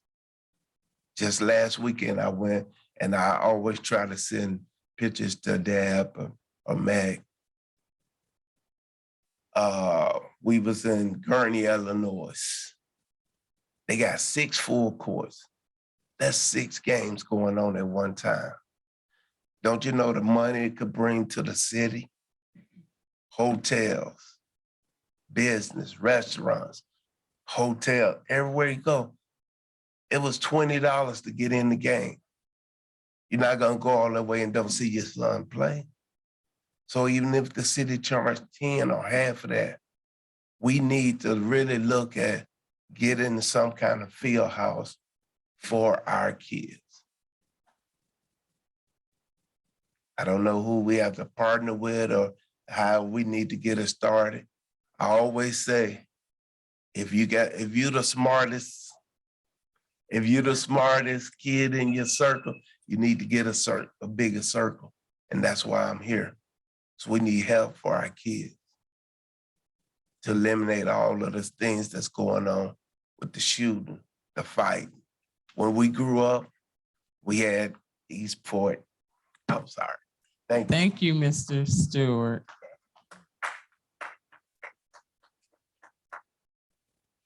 Any additional comments from the public? Yes, Mr. Kalavit.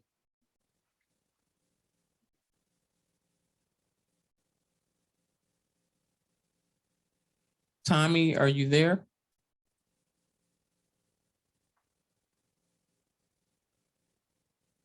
Any additional comments in the audience before I go back to? He must have an issue with his computer. Any additional comments from the public? Yes, Mr. Kalavic. Yeah, this is Tommy Kolovic, 1316 Ohio Street, just in response to Mr. Stewart. I went to Mr. Mack's presentation over at Hope a couple weeks ago. Their plan is to put this over on Gill Field.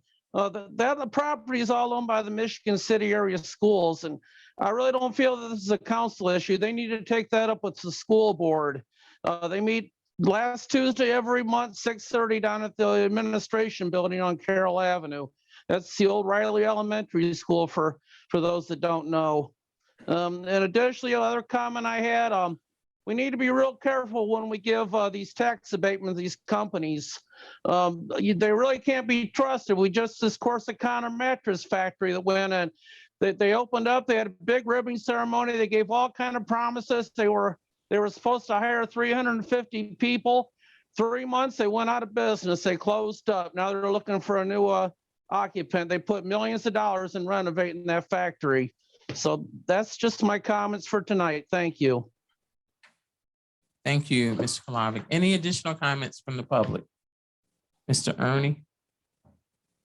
You got to keep it brief. I'm giving you privilege I here. appreciate it because on that, Mr. Dabney used to run the midnight basketball at Mirror Gym.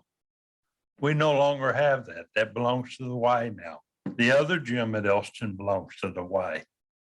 We had all kinds of activities at them gyms when I worked there at nights. They had kids come in and play basketball all the time. That kept kids off the street. Now they can't get in because they got to pay the Y to get in there to do it, which is our building. Michigan City Area Schools still owns that building.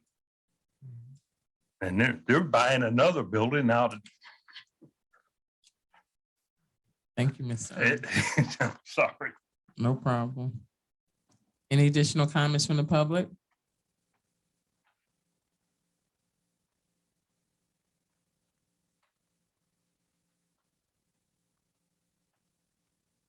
Thank you for Hi. coming again. Hi, Name my and name is address. Lucero Segovia, 508 Fox Point Drive. I just want to second what Jimmy says and bring it to your attention and think about the future. These are our kids. These are the ones that's going to grow up to be the next council members, the presidents. You don't know what these kids have the ability to do. And we as a community need to support them. I don't feel like, we could go to the school board. I don't feel the school board are going to give us the answers. If you look at communities like Valpo, the community supports these programs. The community, not nobody else, the community. So I'm asking the community to come together and give these children something to do. You want them off the streets? Please get them off the streets, please. And that's coming from a single mom that's raising 2 young men. Thank you. Thank you. Any additional comments from the public? All right. Comments from the council. Councilman Gene Simmons. Yes, I would like to commend Officer Patrick Lewis, the Michigan City Police Department, working the Violent Crime Reduction Patrol. Friday the 3rd, Officer Patrick did a traffic stop, and to make it short, he was able to make 3 armed robbery arrests, seizing 4 handguns, drugs, and consequently arrested 4 subjects out of the 6. And 6 of those 6 subjects were also charged with theft. I'd just like to say great job to Officer Lewis. Thank you, Councilman Simmons. Councilman Dabney. All right, these comments are talking about safety in the city. We had recent shootings and some other things, but I shouldn't just say recent shootings. There have been shootings going along throughout Michigan City for a long time. This brings up the idea of community centers and places for people to go. But I just want to address just flat out security. We had a meeting, the park department board meeting was packed, had people in talking about the shooting out at Stop 2. There were some promises made at that park department meeting. I don't know what is going to come out of that. With the mayor saying certain things would happen within 72 hours and so forth. I wish he was here so he could come and address. I know some of the people here, some of my constituents are here regarding that. But some of the things that I can share that's going on, I have in the first ward, 5 neighborhood association groups, and all 5 have requested a meeting with Chief Campbell, and we have been trying to work those out. I have one scheduled so far, trying to get him to be able to make himself available at all these times and requested. So that is something that I'm working on. He asked if we could do Zoom meetings and all that as well. So I'll be reaching out to all of the people that run or are the heads of these neighborhood associations to get that information out, because everybody wants to hear, what kind of plans we have. And there are discussions. We mentioned earlier about these ARP funds, American Rescue Plan funds that are out there. And I think we have some good agreement amongst the people on that committee. 3 of the council members have been assigned to do that. Councilwoman, the president, Angie Nelson Deitch, myself, and Councilwoman Jigas. And those are discussions with security that we're talking about on there as well. I do know also that Councilwoman Tracy Tillman has reached out to the chief of police as well to talk about certain systems, some concrete things that we can put in place. Some people are coming up with the ideas of camera systems. Some people are coming up with ideas, something called Shot Spotter and other camera license plate readers and things of that sort, which I believe that we are going to have to make huge investments in these areas. Right now, the police are just strictly reactionary to phone calls and shootings where they come down and react to the phone calls. We need things that are out there for deterrence, to save our city, to get this shield of safety. Some people listen may not like that, but that's okay. We really need to do this and address this. Everybody knows about the law that's going to be coming into effect here. I think it's July 1st. People being able to get handguns without permits and all kinds of things like that, which is, in my mind, is going to increase violence all over the state of Indiana. Horrible move by the state legislators. But that's what happens when the gun lobby pads your pockets. So we really need to do things here in Michigan City. And I think you have 9 people here that understand that as well. So, like I said, some of us are on that committee. When those ideas come out of that committee and come to the rest of the council, I'm sure they're going to be in agreement with that. And hopefully we can start moving as fast as possible, because we need this as fast as possible. What's the date today? June 7th. And we're talking about this law coming into effect July 1st. We have to step on the gas here, and we really need to address this issue. We can do all the development in Michigan City, all over the place, all the improvements, bringing different companies here, living quarters, people coming from out of town, people from all over Michigan City, but none of this is going to be good without security. Right now, I feel like it is the most important thing that we have going on in Michigan City. So we're working at it. We're trying to address it. You can probably hear the strain in my voice, because this is something we have to get our hands around. And I think we have to do it quickly.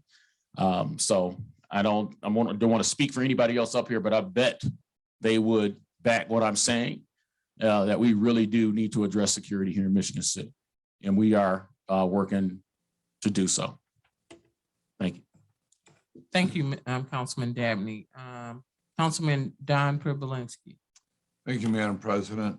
Yeah, along those same lines as Councilman Dabney was talking about, as far as security in the city goes, and I spoke to the mayor I think it was last Wednesday. I saw him on the lobby here.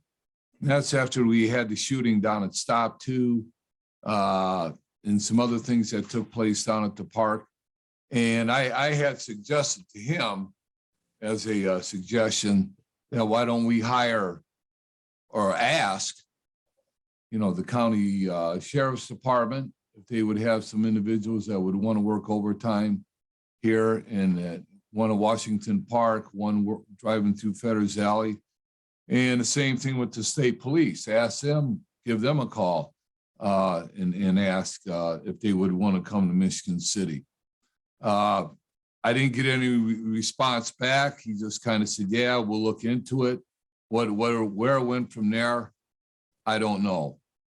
The other thing with cameras in Washington Park, and I had mentioned this to Andy Metanik when we had our executive workshop about the technology and the cyber security issues, that let's take a look at putting cameras in Washington Park as a deterrent.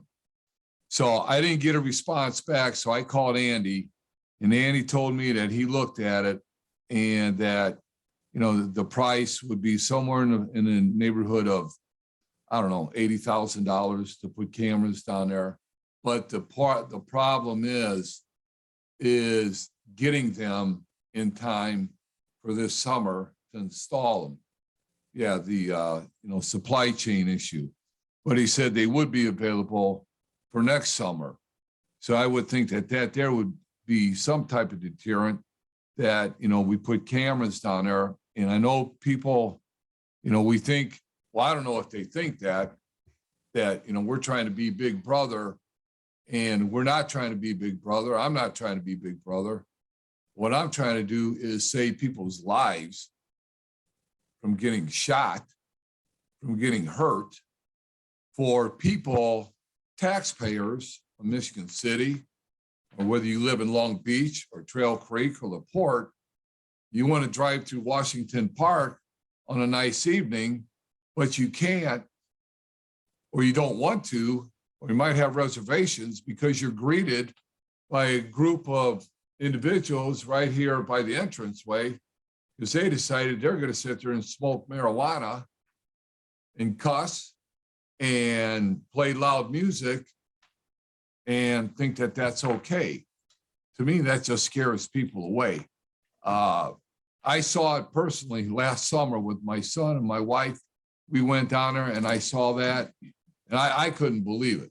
I called the police department. They said, yeah, we'll try to get somebody down there as quick as we can.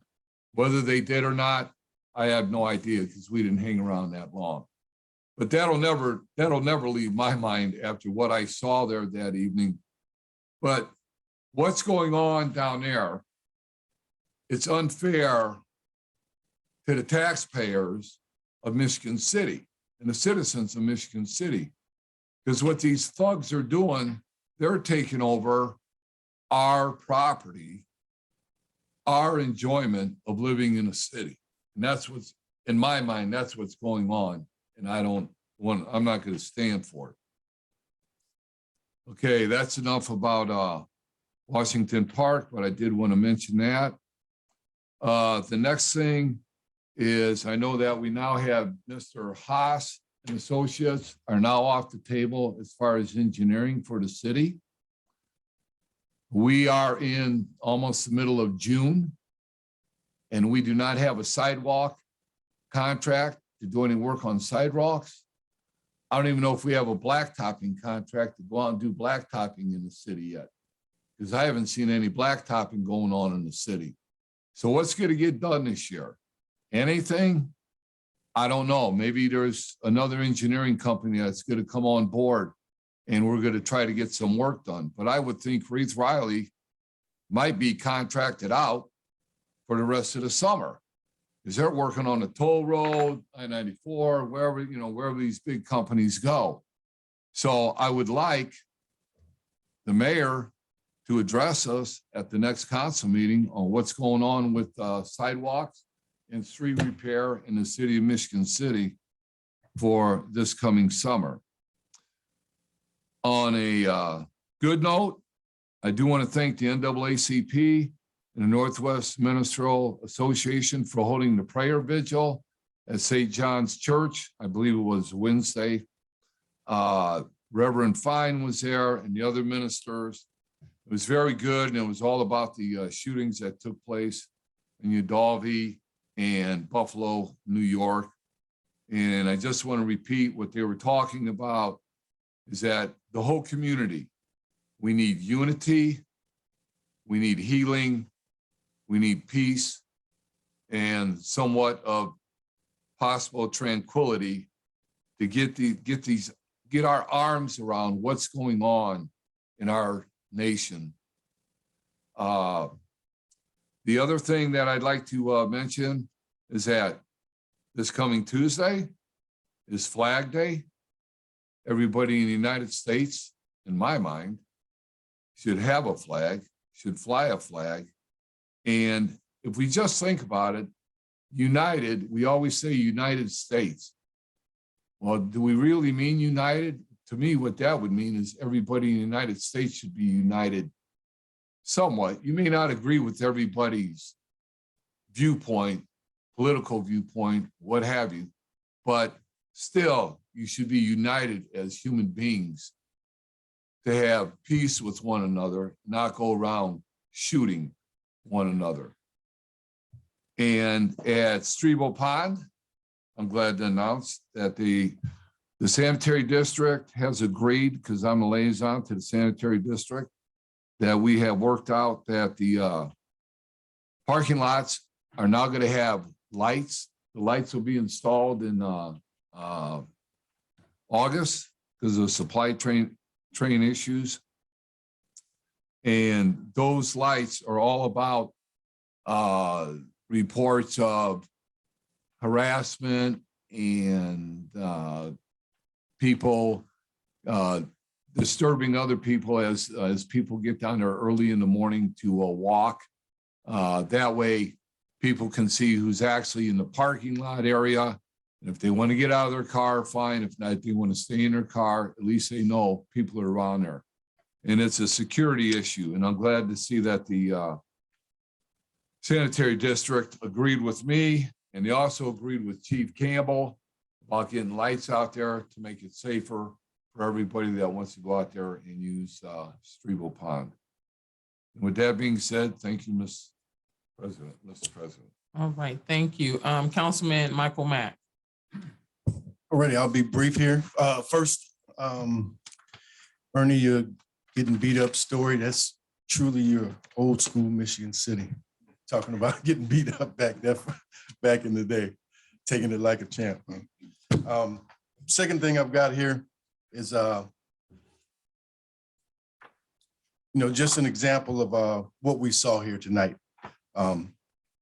Government and government meetings, they can be boring if you want to look at it that way, but government is your government. This is our government. This is not a talent competition. This is not a entertainment field. This is how stuff gets done through government. So government meetings and government stuff can be boring. But if you listen and you got the right frame of mind that this is your community, you learn how stuff works. You learn how stuff gets to rolling. What you saw tonight is a great example of doing that. The room was full of people that don't live in Michigan City. And every time this subject comes up, this room will be full of people again and again and again for that issue that they have a passion and concern about. When a topic is of grave importance, when a topic will leave seriously positive impact on a community or a seriously, gravely ridiculous bad impact on a community, the community needs to be there constantly. Glad to see a couple of young folks here. I don't know how, but this is where it's coming from. I was born in 1962. John F. Kennedy was elected a little bit after that. Dude was 30-something years old. 60 and 70-year-old people did not put him in office. We need more influx of folks that take ownership of this community. This is my community. I'm gonna be part of it, and I'm not gonna be a customer to sit back and you know, hey, you're not doing good enough. I'll come back and see you next week. No, be part of this and make the change. So it's good to see, and hopefully we'll continue that. 62, I'm there, buddy.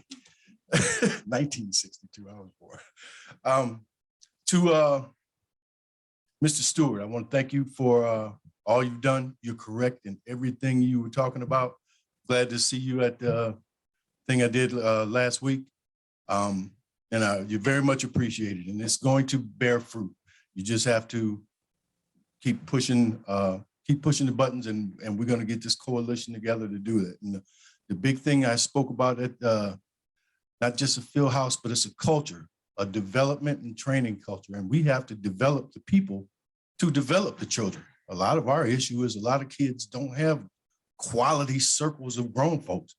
My circle of grown folks was quality, like 30 women and 20 men. I couldn't get away from folks that wasn't gonna take no mess from no kid. This ain't that anymore. We need to teach and develop a presence of adults so that these kids are always surrounded by some positiveness or potential. And with that, my last thing is I'm working on a resolution with this guy right here for the what I saw as a vision of a field house and a community center. Whatever we end up with, we're going to end up with, but it's going to have to be shooting for something as big as we can imagine. And then we get what we get, but let's not just ask for something small and get something small. We could be leading this area, Michigan City, New Buffalo, that way, Crown Point. I mean, we've got other communities that would love to be part. We have to lead. We can't stand around waiting for somebody to do it. You know, it's got to be us. So that's it. You guys have a good day. Thank you, Councilman Mack. Councilwoman Dalia Jigas. I have just a few things to say. If you were lucky enough this weekend to go to the Singing Sand Sculpting Festival, that was well done. And what a terrific first year for a program. So congrats to Terry and the park district staff and all the volunteers. There were many volunteers that helped out. And I think it was such a great event, and I look forward to it expanding every year. And really, it's a great, fun time and not an expensive time. Come see it next year. Thanks. Councilman Paul Privilege. Thank you, Madam Chair. I wanted to bring out a couple points that I have a problem with the merit boards in the city of Michigan City. COVID is over and they need to be meeting in a public area, not in their firehouse or their police house.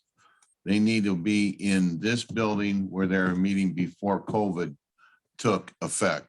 They also need to keep their records in this building under lock and key, not in their firehouse or their police house. And the reason I say this is because I went to a meeting and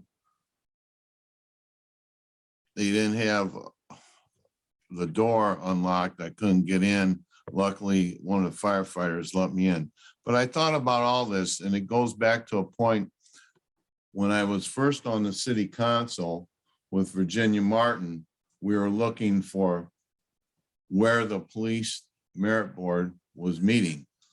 The police merit board was meeting in the chief's office without notice. And then we asked them for any, where their records at, and they had their records on regular note paper on work pads. It was really sad. It was really sad. But I believe that things that have been happening, they need to be in this building. They need to be in these chambers so the public can feel welcome coming here and even listening, because that is part of government and those boards are important. So I wanted to bring that up, so it's out in the front. COVID's over. They need to be down here. And also is that where they put us, that used to be where the commissions used to keep their information up in that office. So they're gonna have to, they need to rearrange stuff.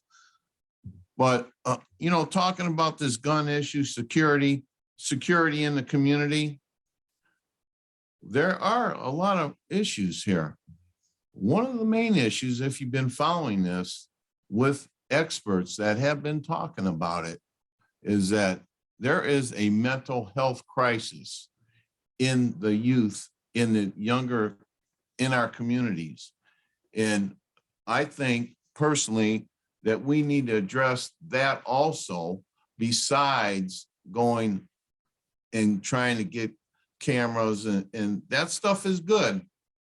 But we have to help people with their anger and with their problems that they have. And I think that, you know, I think that there is a real problem with the anger in our younger people, or even people in the neighborhoods have problems with as adults.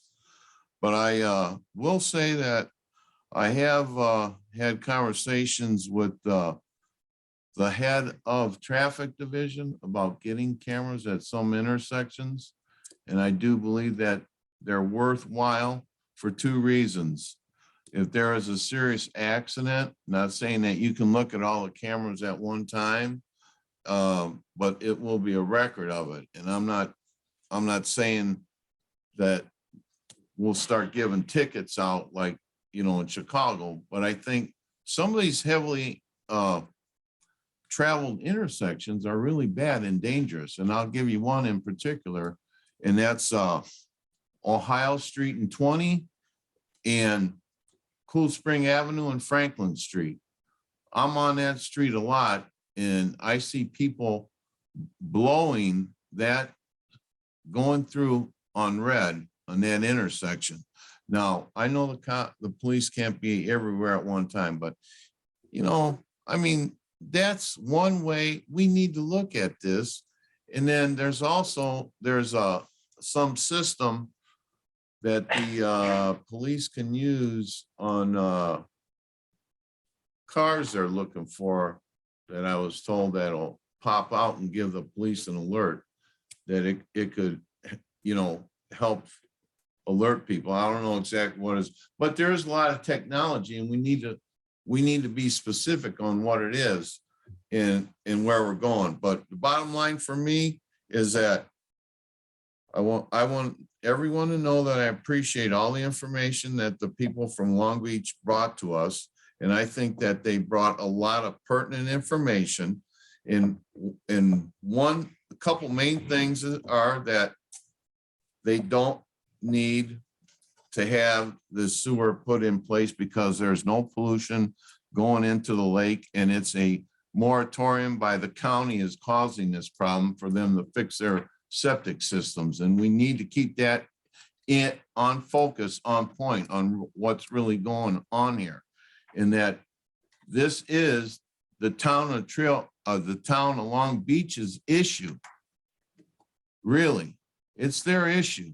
And they need to come up with a program. I don't want to hear the malarkey about their election and they got reelected, because it's just like the gentleman brought up tonight, that half of those people that are affected can't even vote in the town.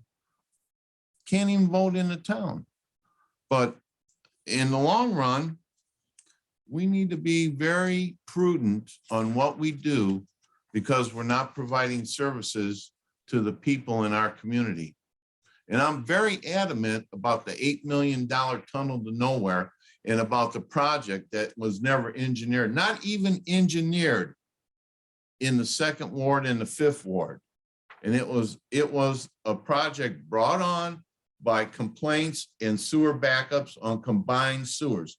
And not only that, is that we need to focus on this. We need to focus on how many people are still hooked up to lead goosenecks and get them removed. And we need to focus on people who are on shared lateral sewers and get them off of them shared lateral sewers. And that's in the older neighborhoods. And should be a priority of the sanitary district. Now, I don't even know if they have identified it, and they have the resources to identify it. It's simple. You do a dye test. It's simple. It's so simple. And they know it exists. And I think it behooves them to do something. Not only for my neighborhood, for it, them shared lateral sewers are in every old neighborhood in the city of Michigan City. And they can cause a problem if somebody has a problem and their sewer collapse. You can have 3 or 4 people have backups. All right. But the guy who's at the end is the guy who's stuck with it. So anyway, I appreciate listening to my concerns, and I sure wish that the administration would start painting some more yellow lines on the main streets of town now that are Wabash Street and Washington Street South and Ohio Street, and our new thoroughfares in town, because we bought the paint. So let's paint the streets. Let's get out there and paint it. Thank you. Take out and get rid of sign pollution, and to start taking down some of these no parking signs. Thank you. Thank you. Councilwoman Tillman, did you have anything?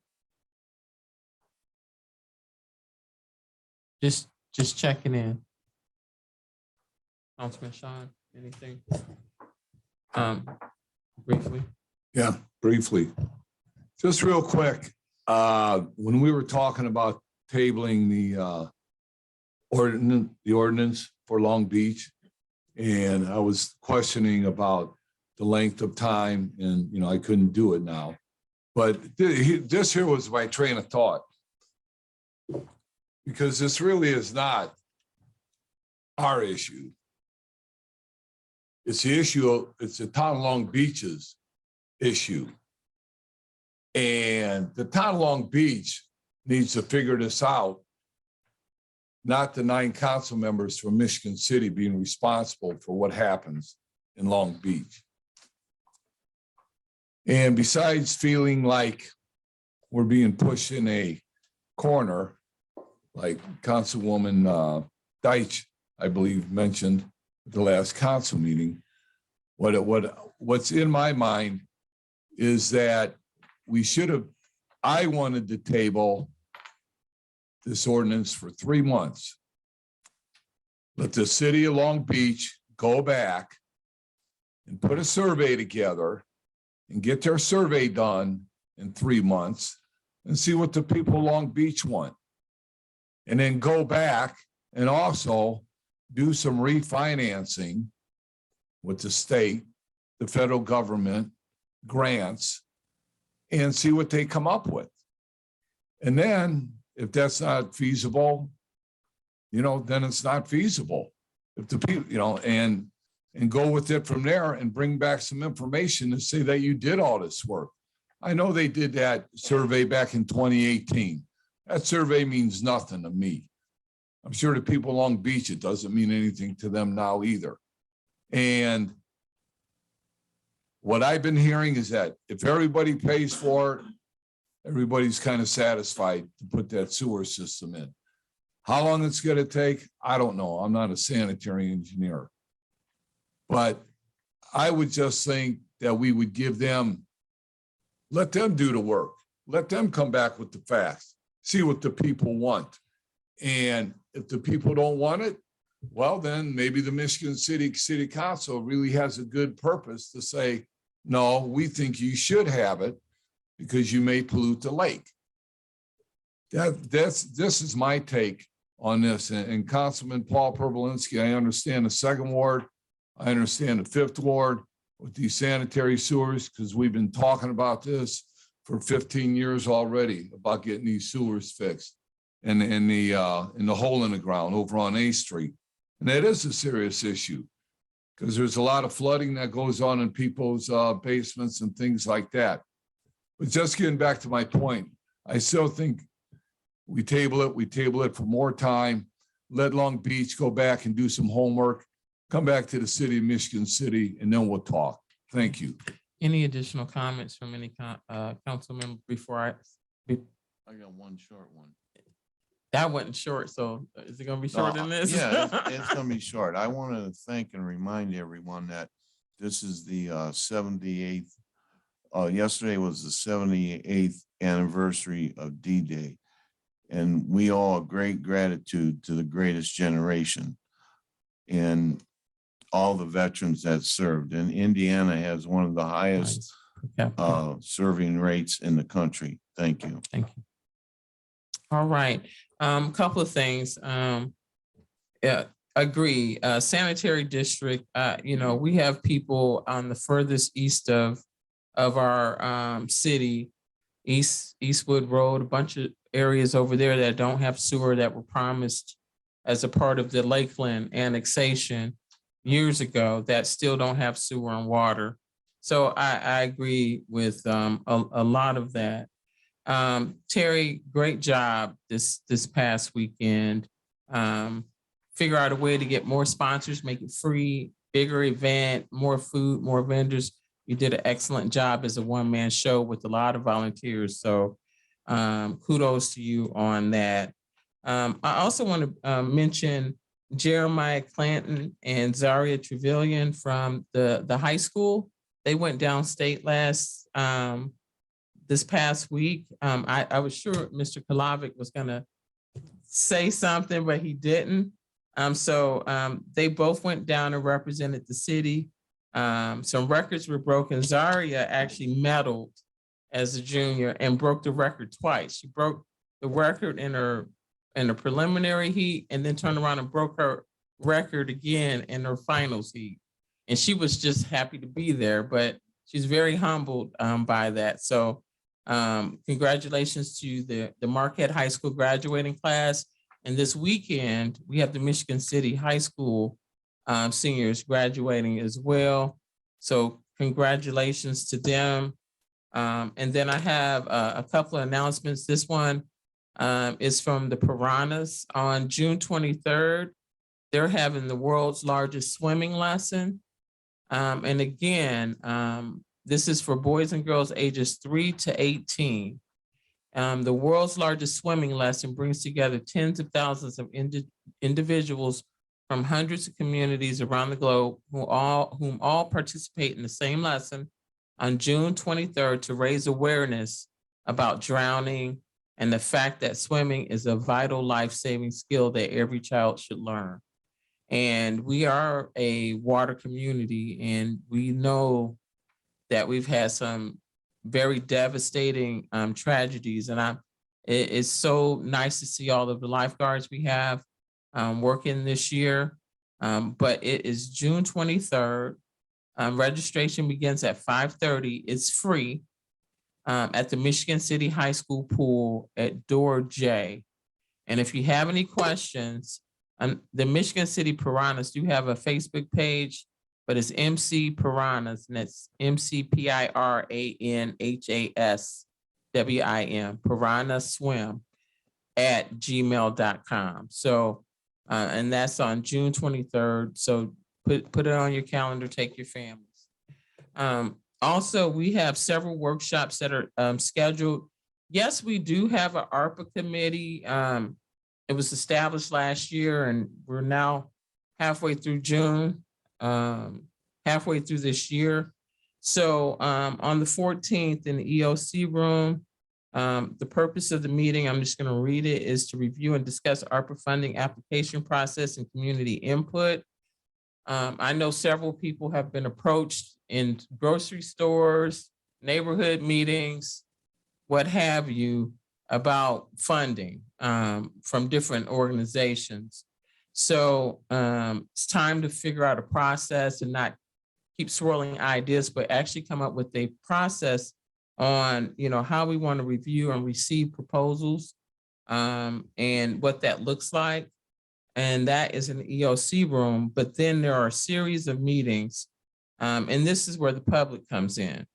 The first one is June 22nd at 5:30 PM here in the council chamber. And the focus is public health and safety. You heard from all of the council members, several council members about public health and safety, about gun violence. We talked about policing. And this is an opportunity for organizations, the police, whomever, to share your ideas with the council on what you would like to see. I know that historically there were some things about cameras and there was like an outcry, but we need an outcry for these cameras and different things. We're not, like you said, not trying to be Big Brother, but trying to be a safer community, not for visitors. This is not about visitors. This is about our neighborhoods. And, you know, Councilman Dabney has brought up several different, ideas.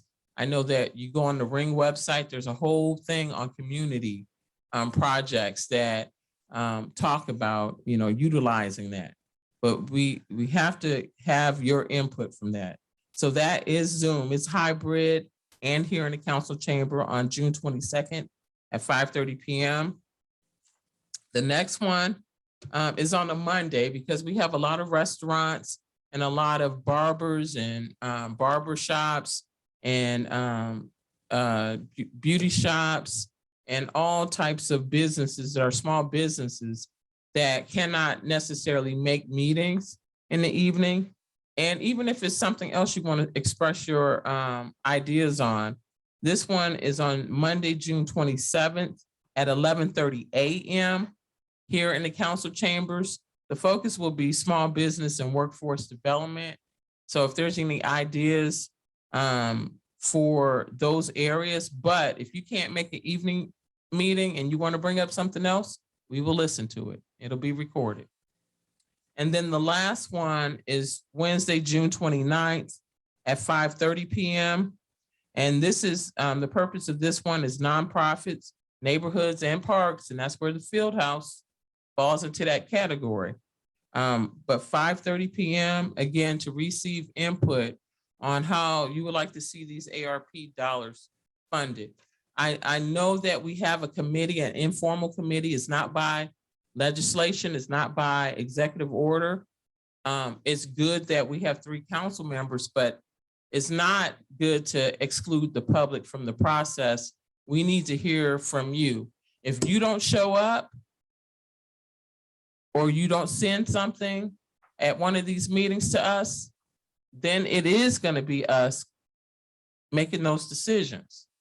So it's going to be super important. If you can't come, and that's okay, send a letter, send an email to your council members in what you're looking for with these ARPA dollars, because we have not put any money out. It's really all been more about, filling gaps for the city, which are needed. They are needed. But we need to get some money out to the community. So that's what these workshops are for, to get input from you so that the council members can hear what you would like to see. So again, everybody have a great week until our next meeting, and I will call for adjournment. So moved. Thank you. Meeting adjourned.